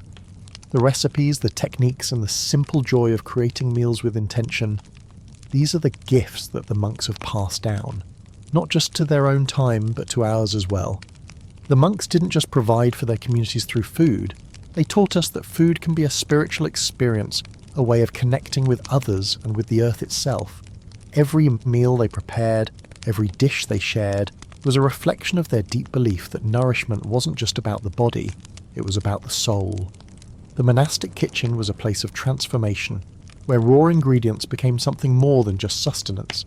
They became a means of connection, of service, and of quiet devotion. In the modern world, we may not live according to the strict schedules of the monks, nor do we often experience the simple communal meals they shared in silence. But in the way we approach food today, whether it's the care we put into preparing a meal for our loved ones, or the mindfulness we bring to our table, the monks' legacy still lives on. They showed us that food can be a powerful tool for community building, for sustaining not just the body but the spirit as well. Their influence stretches far beyond just the ingredients or the methods of cooking they perfected. The monks' approach to food was a reflection of their larger philosophy, a philosophy that valued simplicity, moderation, and reverence for the earth's gifts. In a world that often seems focused on excess and speed, their message is more relevant than ever. The simple act of preparing a meal with care, of sharing it with others, is a practice that transcends time and place. It's a reminder that even in the quietest corners of the world, the work of the monks continues to nourish us. As you walk through the monastery's peaceful grounds one last time, you feel a deep sense of gratitude for the monks' work. It's not just their food that endures, it's the values they imparted, the belief that food is sacred, that it has the power to heal, to connect, and to transform. The monastic kitchen, though no longer bustling with activity, remains a symbol of the deep, lasting impact of simplicity and service. It's a reminder that the most meaningful things in life often come in the quietest, most unassuming forms. You pause for a moment, standing at the gates of the monastery, reflecting on the journey you've just taken.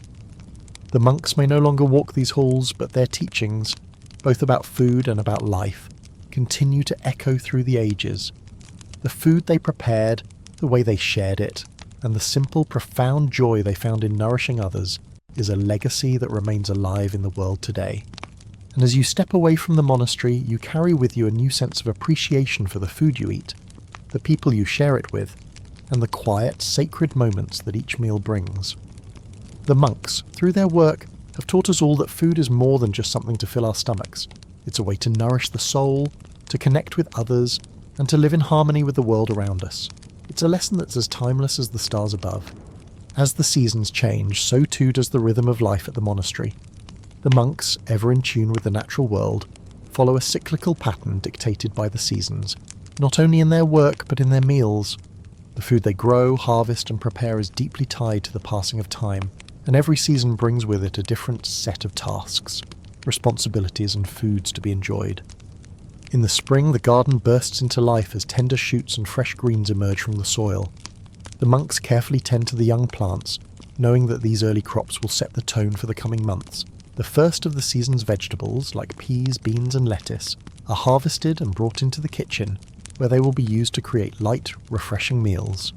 The joy of eating fresh seasonal produce is a quiet celebration of the earth's renewal, a reminder of the cycle of life and growth. Summer follows, and with it comes the bounty of the land. The monks' fields are full of ripening fruits and vegetables, their orchards heavy with apples, pears and plums. The sun's warmth brings everything to fruition, and the monastery kitchen begins to overflow with food. But it's not just about eating in abundance, it's about preparing for the winter months ahead. The monks know that much of the summer's bounty will need to be preserved, and so they spend their time drying fruits, pickling vegetables, and creating jams and preserves that will sustain them through the cold months. In the fall, the harvest comes in and the monks work diligently to gather the last of the year's crops. The kitchens hum with activity as they prepare for the winter. Large pots of soup are simmered, meat is salted, and grain is stored away for bread making. There's a sense of satisfaction in the work, a recognition that the monastery's efforts to preserve food will see them through the harsh months ahead. Fall also brings the time for brewing and winemaking. The monks gather the grapes, pressing them carefully, and beginning the fermentation process that will result in the sweet wine enjoyed throughout the year. Winter arrives with its cold winds and the monks retreat indoors, their work now focused on the food they've preserved. The kitchen is a cosy haven, full of the rich scents of stews, breads, and freshly brewed ale. The winter months are a time of rest and reflection, but they also offer the opportunity to enjoy the fruits of the monks' labour throughout the year. The preserved meats, the stored grains, and the dried herbs all come together to create hearty, warming meals that offer comfort during the long nights. For the monks, each season is a reminder of the interconnectedness of life. Their meals are not just about nourishment, they are a reflection of the earth's cycles, of the work they put in to care for the land, and of their commitment to living in harmony with nature. The monastery's seasonal calendar is not just a guide for when to plant or harvest, it is a sacred rhythm, one that ties their work and food to the natural world and to the divine order they seek to honour. As you enter the quiet chapel, the smell of aged wood and candles fills the air. It's here that the monks gather for their daily prayers, and it's also here that you begin to notice the important role that wine plays in their spiritual life. While wine may seem like an ordinary beverage, in the monastery it's much more than that. It's sacred, symbolic, and deeply tied to the monks' daily rituals, both spiritual and communal. The monks didn't simply drink wine for pleasure, they saw it as a gift from God, something that elevated their spiritual practice. The Eucharist, the central sacrament of the Christian faith, was celebrated with wine, representing the blood of Christ. In this sacred act, the monks weren't just consuming a drink, they were participating in a divine ritual that connected them to God. The wine wasn't just a symbol of Christ's sacrifice, it was a means of communion, of sharing in a deep spiritual bond with the divine. But beyond its religious significance, wine was also an integral part of monastic hospitality. As the monks brewed their own ale and wine, they didn't simply prepare it for themselves, they prepared it to share with others. Pilgrims who passed through the monastery's gates would be welcomed with a cup of the monks' finest wine, a drink that was made with care, reverence, and the intention of offering comfort and sustenance. The wine in this case became a symbol of the monks' hospitality, a reflection of their willingness to serve others and share the blessings they had received. The production of wine was no small task. It required patience, knowledge, and a deep understanding of the earth's rhythms. The monks cultivated their vineyards with the same care they used in their gardens, tending to the vines, pruning them carefully, and harvesting the grapes at just the right moment. The wine they made was often a blend of practicality and artistry, with a focus on creating a beverage that was not just enjoyable but also meaningful. The monks, though living in relative isolation, were also part of a larger network of wine producers. The wine they made didn't just stay within the monastery walls, it was often shared with neighbouring towns, traded with other monasteries, or sold to fund the monastery's work. In this way, their brewing and winemaking became not just a spiritual practice, but an economic one as well, ensuring the monastery's self-sufficiency and allowing it to continue its mission of service. The monks also understood the health benefits of wine. They didn't just drink it for its taste or symbolism, they drank it for its medicinal properties. Wine, with its natural fermentation, was thought to help with digestion and to protect against illness. While we now know that moderation is key, the monks' approach to wine was balanced. They drank it in moderation, understanding that it was both a gift and a tool for their well-being. As you stand in the chapel, the flickering candlelight casting soft shadows on the walls, you begin to appreciate just how deeply intertwined wine is with the monks' lives. It's not just a drink, it's a bridge between the sacred and the earthly, between community and solitude, between faith and daily life. The wine they made and consumed wasn't just a beverage, it was a vessel for connection, devotion, and service. In the stillness of the monastery, as the evening light wanes and the last rays of the sun cast long shadows across the stone floors, you begin to realise something profound. Food in this sacred space isn't just about sustenance. It's about spirituality. It's a tool for connection to God, to the land, and to the community. The very act of preparing and eating food becomes a spiritual practice, one that aligns the monks with their faith and with the rhythms of the natural world. From the moment the monks rise to the sound of the bells, food becomes intertwined with their spiritual journey. The meals they prepare are acts of devotion. Each step of the process, from planting the seeds in the garden to kneading the bread, is done with intention and prayer. For the monks, food is not just fuel, it's a gift. It's a way to honour God, to honour the earth, and to serve others. Even the simplest meal becomes a means of drawing closer to the divine. As you sit in the refectory with the monks, the quiet rhythm of eating becomes almost meditative. The monks eat in silence, focused on the nourishment before them, not just for their bodies, but for their souls. Each bite is a reminder that food is sacred. It is not just a physical need, but a spiritual one. The monks approach their meals with the same reverence. They would a prayer or a service, understanding that eating is a way to sustain both the body and the spirit. The idea of food as a spiritual practice might seem strange in the modern world, where meals are often rushed or consumed mindlessly. But here in the monastery, food is an offering. It's an opportunity to slow down, to be present, and to reflect on the goodness of life. The monks don't take their food for granted. They see it as a blessing, something to be received with gratitude. And in this practice, food becomes a form of worship, a way to honour the sacredness of life and the divine. In this quiet, reflective space, you begin to see how the act of eating, when done with intention, can become a form of mindfulness. The monks' meals are not just a means of survival, they are a way of connecting with something greater. They remind us that food isn't just about filling the stomach, it's about nurturing the soul. As you sit at the long wooden table in the refectory, you notice something that seems almost profound in its simplicity. There is no division, no hierarchy, no difference in the food that is placed before each monk. Regardless of their role in the monastery, whether they are the abbot or a simple lay brother, they sit together side by side sharing the same meal. The dinner table in this sacred space is a symbol of equality. In a time and place where social class dictated much of daily life, the monastery stood as a stark contrast. Here the monks ate together, not as masters and servants, but as equals, united by a common purpose. The food they shared was a reminder of their shared commitment to prayer, labour and service. Every monk, regardless of their duties or status, partook in the same humble meal, whether it was a simple bowl of stew, a slice of bread, or a cup of ale. The concept of equality at the dinner table wasn't just about fairness, it was about spiritual unity. The monks understood that the act of eating together, of sharing a meal, was a way to build community. It was a way to remind themselves that they were all equal in the eyes of God, that their work, their prayers, and their lives were all part of a greater whole. The meal became a space for communion, not just with each other, but with God. The simplicity of the meal also spoke to the monks' philosophy of humility.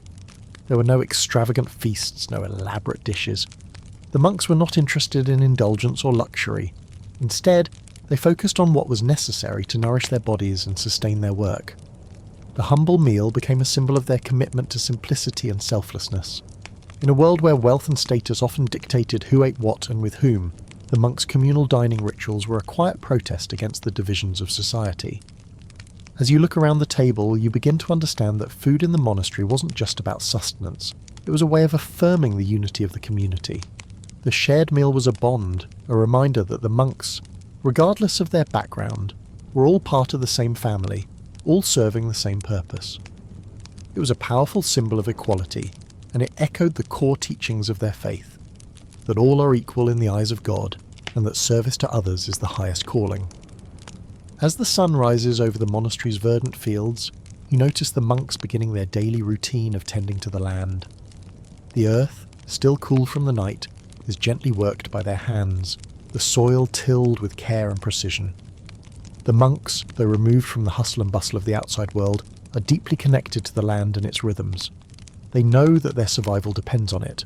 But what's truly remarkable is the monks' commitment to sustainable farming, a practice that long predates the modern environmental movement and was at the core of their way of life. The monastery's fields are meticulously planned and cultivated. Each plot of land has a purpose, and every crop is chosen with the seasons in mind. You see the monks planting wheat for bread making, barley for brewing, and legumes for nourishment. Their gardens are filled with herbs and vegetables, carefully grown to ensure that they can feed themselves and their community year-round. The commitment to sustainability is woven into the very fabric of their daily routine. They don't just take from the earth, they give back, respecting its cycles and working with it rather than against it. The methodical approach to farming is not merely for practical reasons, it's a spiritual practice. The monks believe that their work on the land is a form of service to God. They tend the earth with reverence, understanding that their ability to grow food is a gift, not something to be taken for granted. They don't over-farm the land, nor do they rush the growing process. They work in harmony with the seasons, allowing the soil time to rest and regenerate before planting again. Crop rotation is an integral part of their practice, ensuring that the soil remains fertile and capable of sustaining crops for years to come. This focus on sustainable farming isn't just about avoiding overuse of the land, it's about cultivating a deeper connection to the earth. The monks understand that the health of the land directly affects the health of their food, their community, and their own well-being. They do not seek abundance for the sake of wealth or excess. Rather, they grow what is needed and ensure that the land is treated with the care it deserves. there's a quiet beauty in the monks' approach to farming. It's not about speed or yield, it's about balance. The fruits of their labour aren't just for personal use. The food they grow is shared with others, local townspeople, travellers, and even the poor who come to the monastery seeking help. The concept of communal living extends to the way they share the bounty of the land. Nothing goes to waste. Everything has a purpose. Even the food scraps are composted, returned to the earth to enrich the soil for future crops. It's a system of food production that mirrors the monastic principle of humility: take only what is needed and give freely to others. What's fascinating is that the monks' practices of sustainable farming were not just a practical response to their needs, they were rooted in their spiritual beliefs. The land, to the monks, was sacred. It was a gift from God, and their responsibility was to care for it, to nurture it, and to ensure that it flourished. They saw their work on the land not as a mere task, but as a form of devotion, an act of worship. Every plant that grew, every seed that sprouted, was a reminder of their connection to the natural world and to the divine. Historians often wonder if the monks were aware of how revolutionary their farming techniques were. Did they see themselves as pioneers of sustainable agriculture, or was it simply a matter of survival? While we may never know, what's clear is that their methods laid the groundwork for modern sustainable farming practices. They understood the importance of crop rotation, the benefits of composting, and the need for responsible land management long before these practices were formally recognised by the modern environmental movement. As you stand in the monastery's fields, surrounded by the fruits of their labour, you can't help but feel a deep sense of admiration for the monks. Their commitment to sustainable farming wasn't just a matter of necessity, it was a reflection of their belief that their work on the land was a form of service to God. Their approach to farming was as much about spiritual devotion as it was about providing food for their community. The land, in their eyes, was sacred, and they treated it with the respect it deserved. In today's world, where agriculture often prioritises high yields and fast production, the monks' approach feels like a refreshing reminder that true abundance comes not from exploiting the land, but from working with it. Their sustainable practices, though simple, hold timeless lessons in balance, respect and care for the earth. The legacy of the monks' commitment to sustainable farming is a testament to their deep connection to the land and their understanding of the sacredness of all that it provides. As you wander through the monastery's halls, past rows of manuscripts and storerooms filled with preserved food, it dawns on you that the monks' culinary practices had far-reaching effects, not just within their own communities, but across Europe as a whole. While they may have been isolated from the bustling cities and courts of kings, the monks were quietly shaping the very foundations of European cuisine, influencing everything from the spices used in cooking to the methods of food preservation that would become integral to the continent's culinary evolution. The monks' approach to food was rooted in simplicity and sustainability, but it was also highly innovative. The spices and herbs that they carefully cultivated in their gardens were not just for flavouring, they were a sign of the monks' awareness of the power of food to heal, preserve, and even elevate the spirit. Cinnamon, cloves, saffron and pepper, spices that are now commonplace in European kitchens, were considered rare and precious at the time. The monks, however, cultivated these spices with great care and attention, and their knowledge of their medicinal properties was passed down to future generations. As trade routes opened up and spices became more accessible to the wider European population, the monks' influence on European cuisine continued to spread. Consider the role of honey in the monastic kitchen. In an era when sugar was a luxury, honey was the sweetener of choice. The monks didn't just use it in their teas or as a topping for their bread. They used honey in a variety of recipes, from preserving fruits to sweetening pastries. Honey was also known for its medicinal properties, and the monks used it to make syrups and tonics that would soothe the throat or help with digestion. Today, honey remains an essential ingredient in many traditional European recipes, a sweet legacy left behind by the monks who revered its power and versatility. Perhaps the most lasting contribution the monks made to European cuisine, however, was their work in fermentation. From their brewing of beer to their production of wine, the monks were pioneers in fermentation techniques that would later become staples of European food culture. The process of fermentation allowed the monks to preserve foods, such as vegetables, fruits, meats, and dairy, for months at a time, ensuring that their communities could survive even during the harsh winter months when fresh food was scarce. And it wasn't just about preservation. fermentation brought out unique flavours in food. Flavours that would eventually be celebrated across Europe in everything from pickles to cheeses to beer. The monks were also some of the earliest producers of dairy products, and their knowledge of cheesemaking laid the groundwork for some of the most famous cheeses in Europe today. The process of turning milk into cheese was something the monks mastered in their quiet, contemplative kitchens.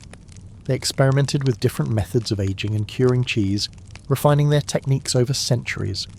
The rich, creamy cheeses that now come from regions like France, Italy and Switzerland have their roots in the monasteries of the early medieval period.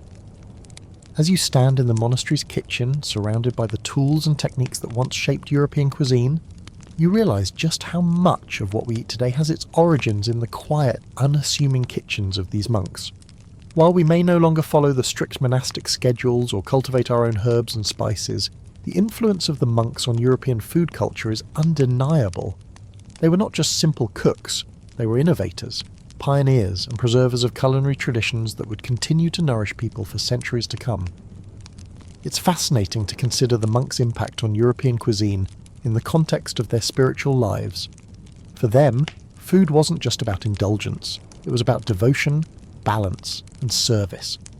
Every meal prepared was an opportunity to connect with the divine, and every dish shared was an act of hospitality and community. The monks understood that food was not just nourishment for the body, it was nourishment for the soul, a way to honour God through the work of their hands. Historians still wonder whether the monks fully realised the far-reaching effects their culinary innovations would have.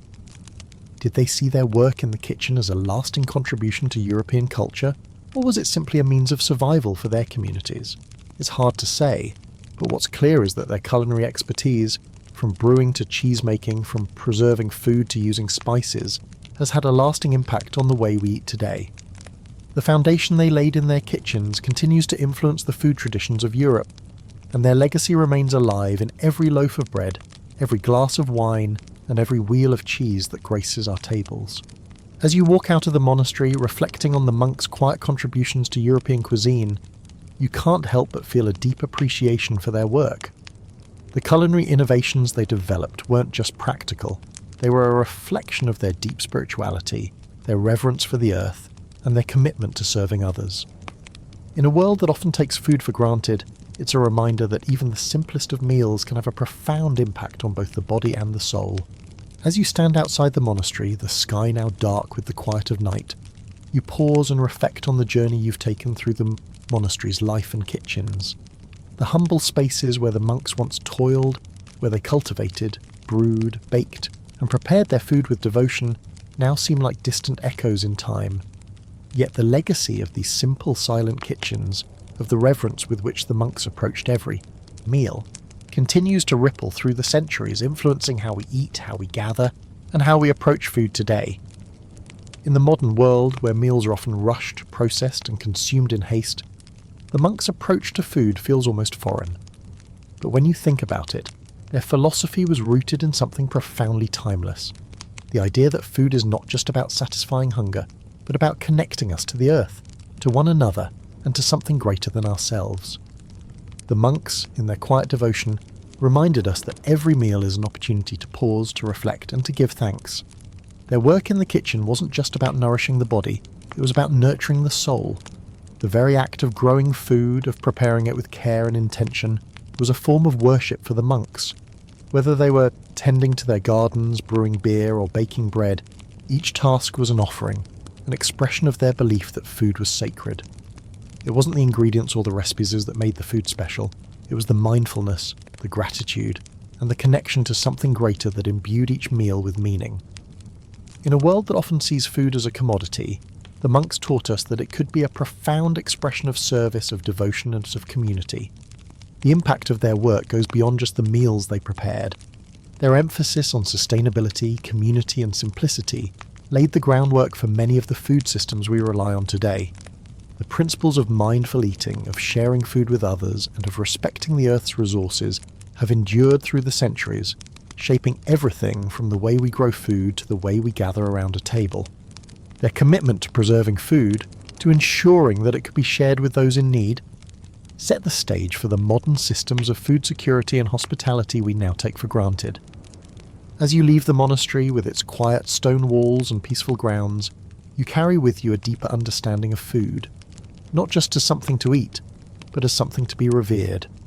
The monks, in their simple kitchens, taught us that food has the power to nourish not just the body but the spirit. The meals they prepared were more than just sustenance. They were expressions of love, of a devotion, and of connection.